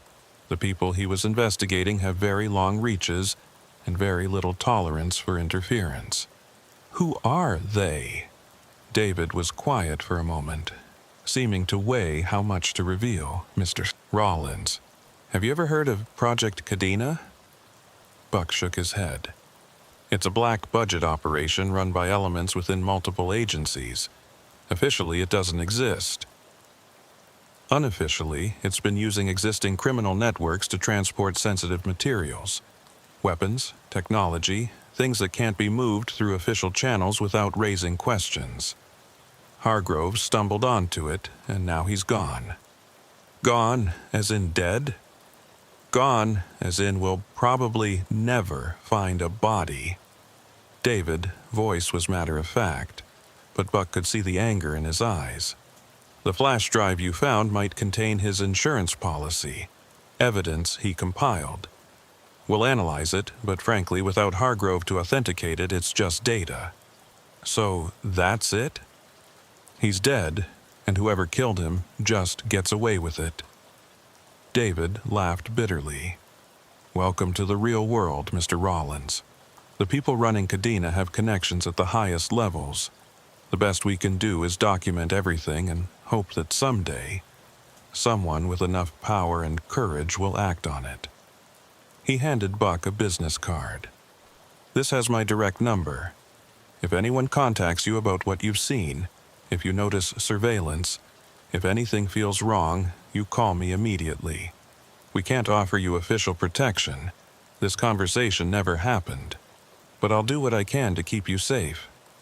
Why would they come after me? I don't know anything. You know Hargrove contacted you. You know about this location. You've seen our response team. That makes you a loose end, and these people don't like loose ends. David moved closer, lowering his voice. My advice? Stick to your regular routes for a while. Don't deviate. Don't investigate anything unusual, and definitely don't talk about this to anyone. Not your family, not your friends, not other truckers. As far as the world is concerned, you had mechanical trouble 3 nights ago, you fixed it, and you went on your way. That's your story. The agents packed up and left as quickly as they'd arrived, leaving Buck standing alone beside Clint's abandoned truck. The sun was starting to rise, painting the desert in shades of gold and red. It would have been beautiful if not for the circumstances.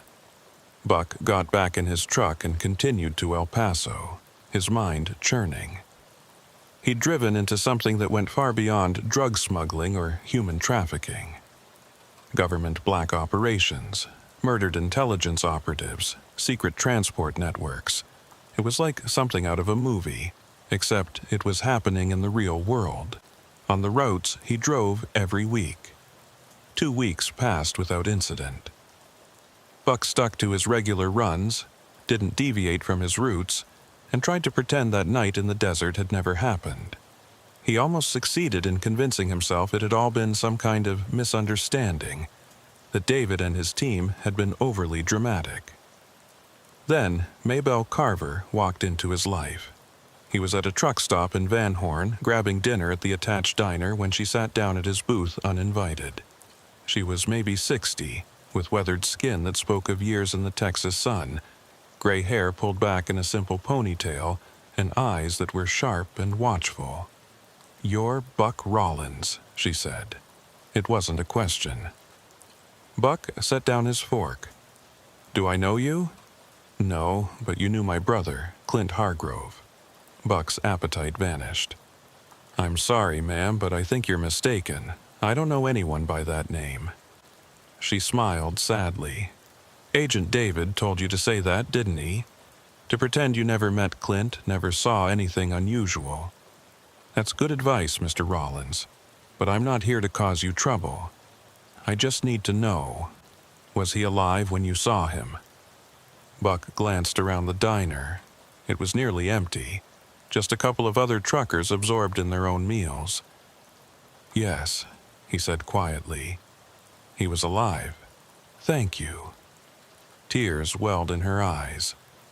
They won't tell me anything, you see. Officially, Clint never existed. 15 years of retirement erased because he asked the wrong questions. She pulled a worn envelope from her purse and slid it across the table. He left this for me, told me to give it to you if something happened to him. How did you know who I was? Clint was very thorough. He ran your plates that night, found out everything about you. Clean record, family man, 23 years driving without a serious incident. He said you were the kind of person who would do the right thing if given the chance. Buck didn't touch the envelope. Ms. Carver, I have a family. I can't get involved in whatever this is. I'm not asking you to. Just take the envelope. Read what's inside when you're somewhere safe. Then decide what to do with it. If you choose to destroy it, I'll understand. But Clint believed someone needed to know the truth, and he chose you. She stood to leave, then paused. Mr. Rollins, they killed my brother because he discovered something about Project Cadena. Something about what they're really transporting through these desert routes. He documented everything, but the flash drive you found was a decoy. The real information is in that envelope. Be very careful who you trust with it. She left, and Buck sat staring at the envelope. His rational mind told him to leave it on the table. Walk away. Forget this entire situation. But his conscience wouldn't let him. Clint Hargrove had tried to protect him, had probably died because of it. The least Buck could do was read what the man had thought was so important. He picked up the envelope and tucked it inside his jacket. The letter inside would change everything Buck thought he knew about the dark corners of West Texas and the cargo that moved through its empty highways in the dead of night. But that revelation would have to wait. As Buck left the diner, he noticed a black SUV in the parking lot. Its engine running, its windows tinted too dark to see inside. It hadn't been there when he'd arrived. He walked to his truck, fighting the urge to run. As he climbed into the cab, he caught a glimpse of the SUV's license plate in his mirror. Government plates, just like the ones on Agent David vehicles, but something told him these weren't David people. Buck started his engine and pulled out of the truck stop, the SUV following at a discreet distance. He reached for his phone, then remembered David's warning about surveillance. If they were watching him physically, they were probably monitoring his communications too. He was on his own, carrying information that had gotten at least one person killed, with unknown forces tracking his every move. The empty highway stretched out before him, and for the first time in 23 years, Buck Rollins was afraid of what might be waiting in the darkness ahead. Buck drove for 30 miles with the black SUV maintaining its distance, never falling back, never moving closer, just a constant presence in his mirrors. He'd thought about stopping at another truck stop, surrounding himself with witnesses, but something told him that wouldn't matter to whoever was in that vehicle. If they wanted to make a move, they would do it regardless of who was watching. The envelope felt like it was burning a hole in his jacket pocket. He desperately wanted to read what Clint had written, but he couldn't risk pulling over, couldn't risk showing any sign that he knew he was being followed. So he drove, maintaining a steady 68 miles per hour, just another trucker making his delivery. As he approached the lights of Fort Hancock, the SUV suddenly accelerated, closing the gap between them. Buck's hands tightened on the steering wheel. This was it. Whatever was going to happen would happen now. But instead of forcing him off the road, the SUV swept past him in the left lane, its windows still too dark to see inside. It took the next exit without slowing, disappearing into the night as mysteriously as it had appeared. Buck let out a breath he didn't realize he'd been holding. Either they'd decided he wasn't a threat, or they were switching out surveillance teams. Neither option was particularly comforting. He took the second Fort Hancock exit and pulled into a well-lit 24-hour truck stop, parking his rig between two other trucks for cover. Only then did he pull out Clint's letter. The handwriting was neat and precise, the words chosen carefully. "Buck, if you're reading this, then Maybelle found you, and I'm gone. I'm sorry you got dragged into this, but someone outside the system needs to know what's happening out here. The flash drive Agent David has contains real information, but it's incomplete. Deliberately so. I knew they were watching me, knew they'd eventually come. So I gave them something to find. Something that tells part of the story, but not the dangerous part.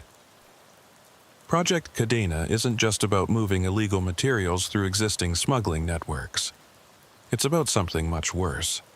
They're transporting biological materials, weaponized pathogens developed in off-the-books labs. The kind of things that violate every treaty we've ever signed. They move them in small quantities, using the drug runners as unwitting mules. If a shipment gets intercepted, the carriers take the fall for drug smuggling, never knowing what they were really transporting. 3 months ago, one of these shipments went wrong. A container breached near Bakersfield. 7 people died, officially from contaminated drugs, but I saw the bodies. Whatever killed them, it wasn't any drug. The cleanup team that responded wasn't DEA or Border Patrol. They wore no insignia, spoke with Eastern European accents, and had equipment I've only seen in military bioweapon response units. I've documented everything: photos, shipping manifests, communication intercepts. The real evidence is hidden at my ranch. GPS coordinates are on the back of this letter. But be warned, they'll be watching the place. If you go at night, go alone, and trust no one in law enforcement. David might be clean, but his superiors aren't. I know this is a lot to ask of a stranger, but you stumbled into their operation and showed good instincts by getting out. That tells me you're smart enough to handle this. The information at my ranch needs to get to someone who can act on it. A journalist, a congressman, someone with the power and courage to expose this. One last thing. Maybelle doesn't know what I'm involved in. She thinks I'm paranoid, maybe losing my mind. Let her keep thinking that. It's safer for her. Good luck, and watch your 6. Clint. Buck read the letter twice, then carefully folded it and put it back in the envelope. Biological weapons. The government moving bioweapons through drug smuggling networks. It was insane, the kind of conspiracy theory that got people labeled as cranks. Except Clint Hargrove was dead, and government agents were following Buck, and something had killed 7 people near Bakersfield. He looked at the GPS coordinates on the back of the letter.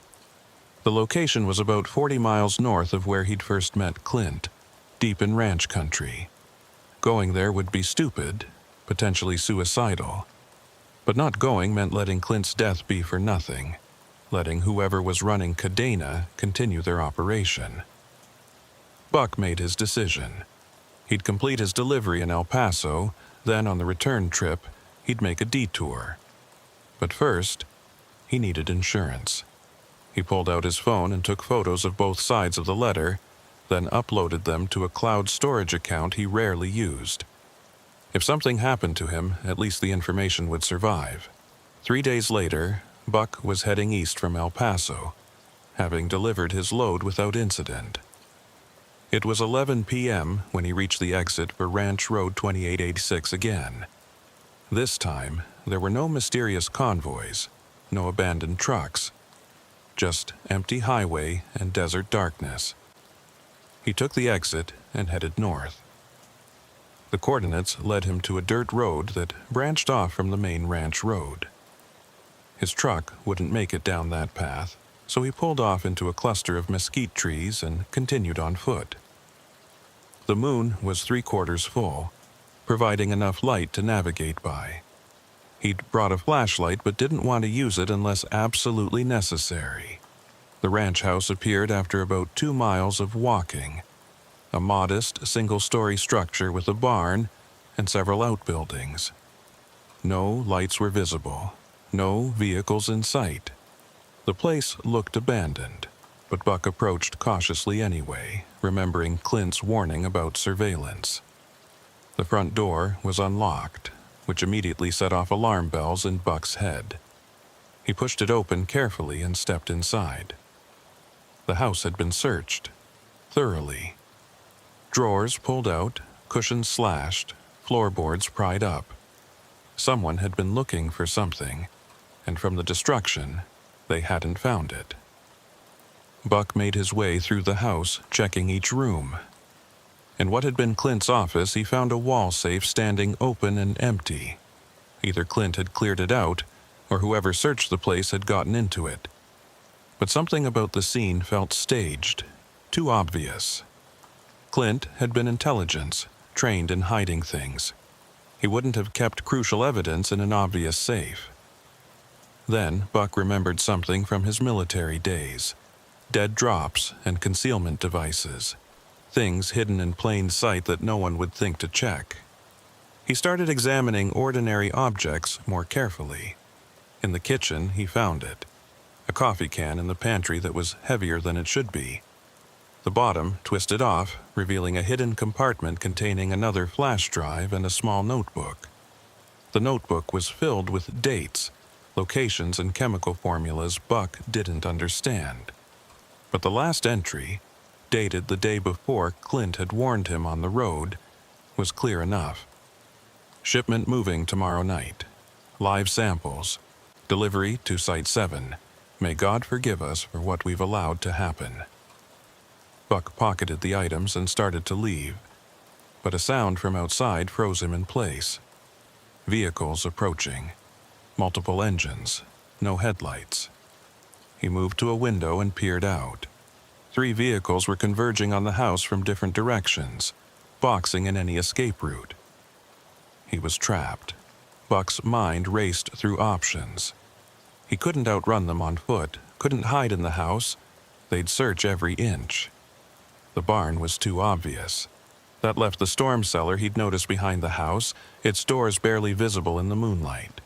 It was a risk. If they found him there, he'd be cornered. But it was better than being caught in the open. He slipped out the back door and made it to the cellar just as the vehicles stopped in front of the house. The cellar doors were old and rusty, but opened quietly enough. He descended into darkness, pulling the doors closed above him and feeling for a latch or bar to secure them from inside. His fingers found a wooden beam that could be wedged against the doors. It wouldn't stop determined entry, but it might buy him time. The cellar was small, maybe 10 feet by 12, with concrete walls and a dirt floor. By the thin light filtering through cracks in the doors, Buck could make out shelves lined with dusty canning jars and boxes. He moved to the farthest corner and crouched behind a stack of boxes, trying to control his breathing. Footsteps moved above him, through the house. Voices carried down, muffled but audible. Place has already been tossed. Hargrove must have moved everything before they got him. Check again. The old man was smart. He would have had backups, hidden caches. What about the trucker, Rollins?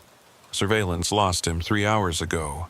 His rigs parked at a truck stop in Fort Hancock, but he's not in it. Buck's blood ran cold. They knew he'd given them the slip, knew he might be here. You think he came here? Possibly. Check the outbuildings. I'll scan for heat signatures. Heat signatures. They had thermal imaging equipment. The cellar might hide him from visual inspection, but if they did a thorough thermal scan, Buck noticed something odd about the wall behind him. Unlike the other 3 walls, which were solid concrete, this one had a section that looked different. Newer concrete, like something had been patched. He ran his hands along it and felt a slight depression, a seam. Pushing against it, he felt it give slightly. It was a hidden door, concealed behind what looked like solid wall. Working as quietly as possible, Buck felt around the edges until he found the release mechanism. A simple latch disguised as a nail. The section of wall swung inward, revealing a narrow passage that led deeper underground. Clint had built himself an escape route. Buck squeezed through the opening, pulling it closed behind him just as he heard the cellar doors rattle above. Someone was testing them. He moved down the passage, feeling his way in the total darkness. The tunnel was narrow, maybe 3 feet wide, and he had to duck to avoid hitting his head. It smelled of earth and dampness, and he tried not to think about what might be living down here. Behind him, he heard the cellar doors break open, followed by boots on the wooden steps. Clear down here, just old jars and junk. Scan it anyway. Buck kept moving, praying the tunnel would lead somewhere useful and not to a dead end. After what felt like hours but was probably only minutes, he saw a faint light ahead. The tunnel opened into another underground room, this one lit by battery-powered LED strips. It was Clint's real safe room: computers, communications equipment, boxes of documents, and walls covered with maps and photos. But Buck didn't have time to examine any of it. They'd eventually find the hidden door, follow the tunnel. He needed an exit, fast. Across the room, he spotted another door, this one openly visible. He pushed through it and found himself in a second tunnel that sloped upward. He followed it, moving as quickly as he could in the confined space. The tunnel emerged inside what looked like an old well house about 300 yards from the main house. Through cracks in the wooden walls, Buck could see flashlight beams sweeping the property, searching, but they were focused on the buildings, not the surrounding land. Buck waited, watching, timing the search patterns. When all the lights were pointed away from his position, he slipped out of the well house and belly-crawled through the sagebrush toward a dry wash he'd noticed on his way in. Once in the wash, he could move more quickly, using its banks as cover. He was almost clear when he heard shouting from the house. "Found something! Hidden door in the cellar!" They'd discovered the tunnel. In minutes, they'd reach the safe room, find the other tunnel, figure out where he'd gone. Buck abandoned stealth for speed, running down the wash toward where he'd left his truck. Behind him, he could hear vehicles starting up, spreading out to cut off escape routes. But Buck had one advantage. He knew exactly where he was going, while they had to guess. He reached his truck just as headlights appeared on the dirt road behind him.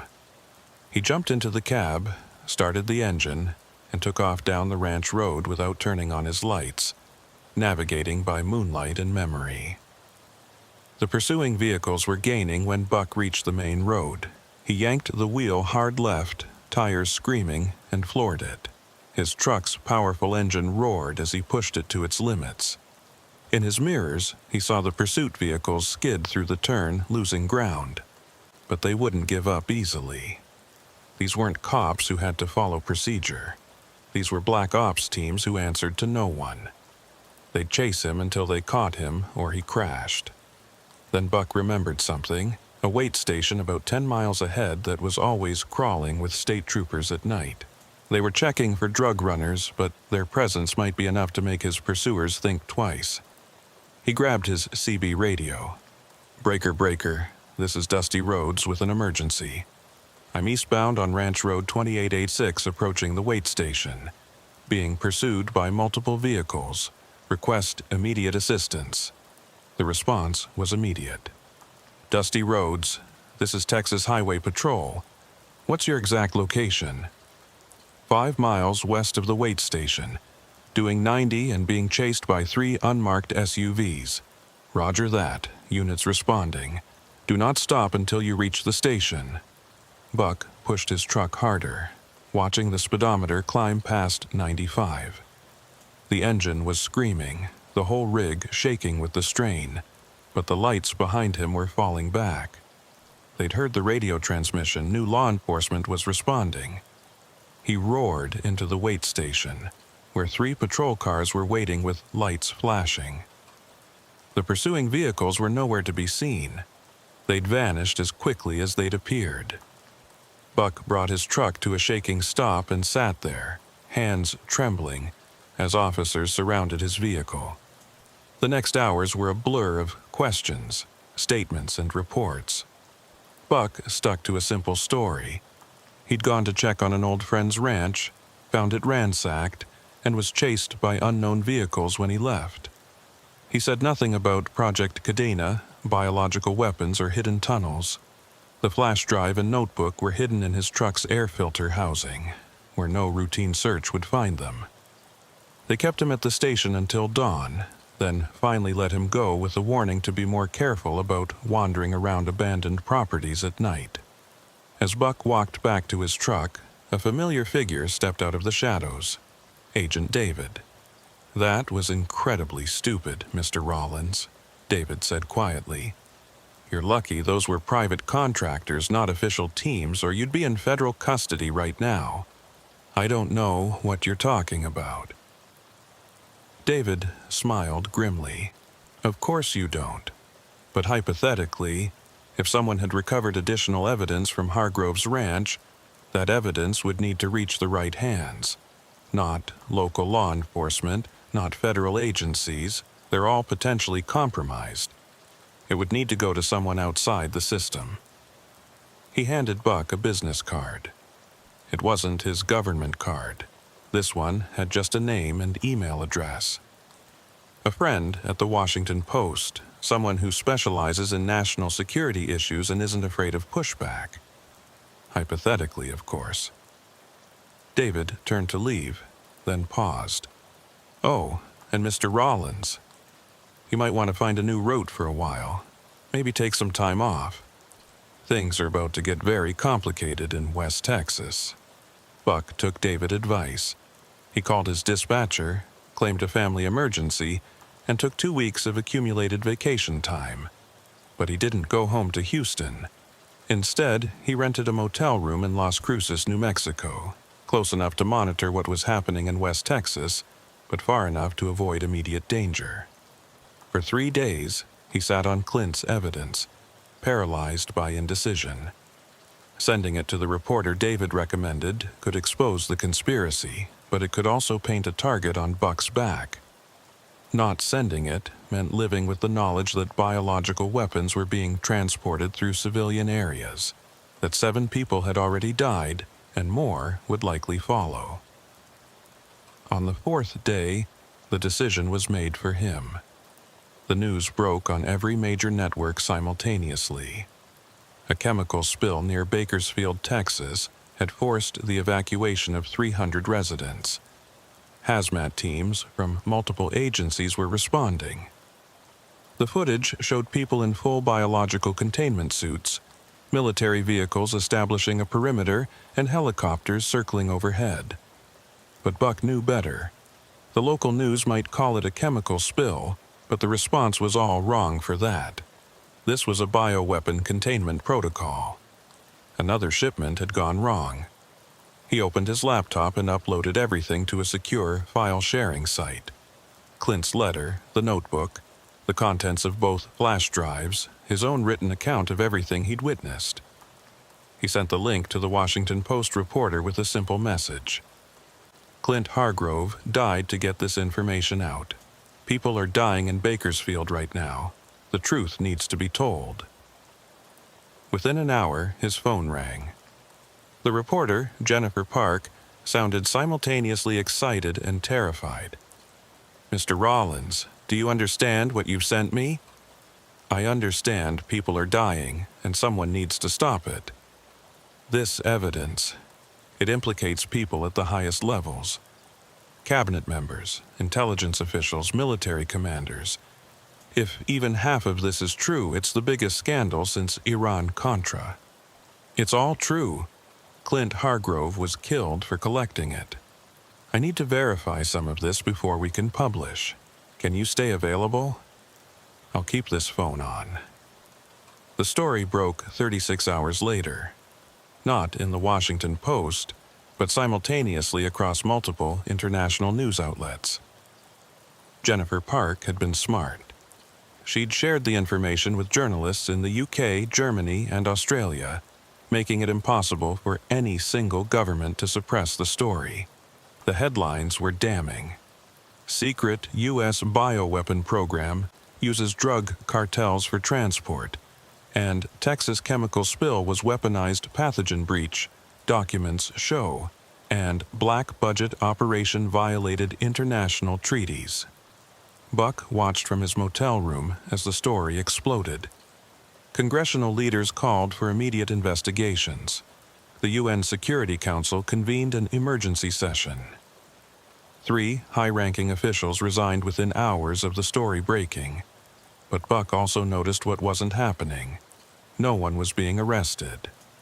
No one was taking real responsibility. His phone buzzed with a text from an unknown number. "You should have stayed quiet. Now everyone you care about is at risk." Buck's blood ran cold. His family. He immediately called his wife in Houston. "Beth, listen to me. Take the kids and go to your sister's place in Dallas, right now. Don't pack, just go." "Buck, what's wrong? You sound—" "Please, Beth, I can't explain right now, but you need to leave the house immediately. I'll call you when you're on the road." To her credit, Beth didn't argue. 20 minutes later, she called from the car. They were safe, heading north on I-45. Buck breathed a little easier, but he knew this was just the beginning. The retaliation came that night. Buck woke to the smell of smoke. His motel room was on fire, flames already consuming the curtains and spreading across the ceiling.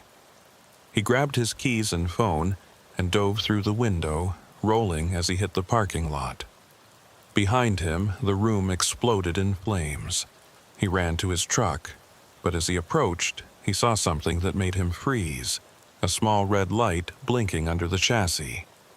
A bomb. They weren't trying to scare him anymore, they were trying to kill him. Buck backed away slowly, then ran. He made it about 50 yards before the truck exploded, the blast knocking him to the ground. His ears ringing, he struggled to his feet and kept moving. They'd be watching, waiting to confirm the kill. He needed to disappear. He hitchhiked to El Paso, using cash he'd hidden in his boots to pay a trucker to take him without asking questions. From there, he caught a bus to Dallas, constantly watching for surveillance. Every black SUV made his heart race. Every stranger who looked at him too long might be an agent. He finally reached Beth and the kids at her sister's house 3 days after the motel fire. The reunion was tearful and tense. "Buck, there are people outside," Beth whispered. "They say they're federal marshals, that we're under protective custody, but they won't say why." Buck peered through the blinds. 2 unmarked cars sat on the street, agents visible inside. But were they protection or surveillance? There was no way to know. That evening, Agent David appeared at the door. He looked exhausted, his usually crisp suit wrinkled. "Mr. Rawlins, we need to talk." Buck let him in but kept his distance. "Are you here to arrest me?" "No. I'm here because the situation has spiraled beyond anyone's control. The story you leaked has triggered a purge within multiple agencies. People are disappearing, some running, some being eliminated. Project Cadena is being shut down, but not cleanly. They're destroying evidence, eliminating witnesses, including me, especially you. You're the only civilian with direct knowledge of the operation. Hargrove is dead. The other witnesses from Bakersfield have had accidents. You're the loose end they need to tie up. So, what am I supposed to do? Live in hiding forever?" David pulled out an envelope. "New identities for you and your family. New life in Canada. The Canadian government has agreed to accept you as protected witnesses in exchange for your testimony about Cadena." Buck looked at the documents. New names, new histories. Everything they'd need to disappear. "And if we don't take it, then I can't protect you. The people running Cadena have resources beyond what you can imagine. They'll wait weeks, months, maybe years, but eventually they'll find you. Buck looked at his family. His kids were scared, confused. Beth was trying to be strong, but he could see the fear in her eyes. Because of what he'd stumbled into one night in West Texas, their entire lives were being erased. "We'll take it," he said quietly. The transition happened quickly. Within 48 hours, the Rawlins family ceased to exist. In their place, the Morrison family crossed the border into Canada, settling in a small town in British Columbia. Buck, now Robert Morrison, found work at a local trucking company, hauling lumber instead of construction materials. It was a different life, a smaller life, but a safe one. Or so they thought. 6 months into their new life, Buck received a package at his work. No return address, no postal markings. It had been hand-delivered. Inside was a single photo, Clint Hargrove's ranch, now completely demolished. Nothing but rubble and scorched earth. On the back, someone had written, "All traces erased. You're the last one who knows." Buck burned the photo, but the message was clear. They knew where he was. They were watching. The sword hanging over his head would never go away. 2 years passed. The Kadena scandal had faded from the headlines, replaced by new crises and controversies. A few low-level operatives had been prosecuted, but the real architects of the program had walked free. The official investigation concluded that while mistakes had been made, no laws had technically been broken. The biological materials had been classified as research samples. The deaths in Bakersfield attributed to industrial contamination. Buck tried to move on, to build a new life for his family. But every time he got behind the wheel of his truck, every time he drove at night, he remembered that convoy running dark through West Texas, Clint Hargrove's warning, the chase through the desert. He'd done the right thing by exposing Kadena, but the cost had been everything. His career, his identity, his peace of mind. Late one evening, he received a call from Jennifer Park, the reporter who'd broken the story. "Robert," she said, using his new name, "I wanted you to know. We won. Not completely, but we won. 3 more Kadena sites have been shut down. International pressure has forced new oversight protocols. What you did mattered." Did it? The people responsible are still free. Clint Hargrove is still dead. Those people in Bakersfield are still dead. But future deaths were prevented. That counts for something. After she hung up, Buck sat in his small Canadian living room, looking at his family. His kids were adapting to their new lives, making friends, learning to play hockey. Beth had found work at a local school. They were building something here, something good. Maybe that was enough. Maybe survival itself was a form of victory. But late at night, when the wind howled through the Canadian pines, Buck still thought about those West Texas highways. Somewhere out there, new convoys were probably running dark, carrying new secrets through the desert night. Other truckers were passing them, feeling that same chill of unease, making the choice to look away or investigate. Buck hoped they'd choose to look away. The truth, he'd learned, came with a price that no one should have to pay. The official record would show that Project Kadena was terminated in 2023, following a joint congressional investigation. What the record wouldn't show was the human cost. The lives destroyed, the families relocated, the witnesses who vanished. It wouldn't show Buck Rawlins, the trucker, who'd simply been doing his job one night and stumbled into a conspiracy that reached the highest levels of government.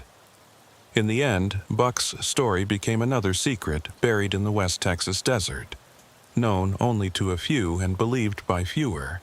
But for those who drive those lonely highways at night, who see convoys running dark and choose to take another route, the legend persists.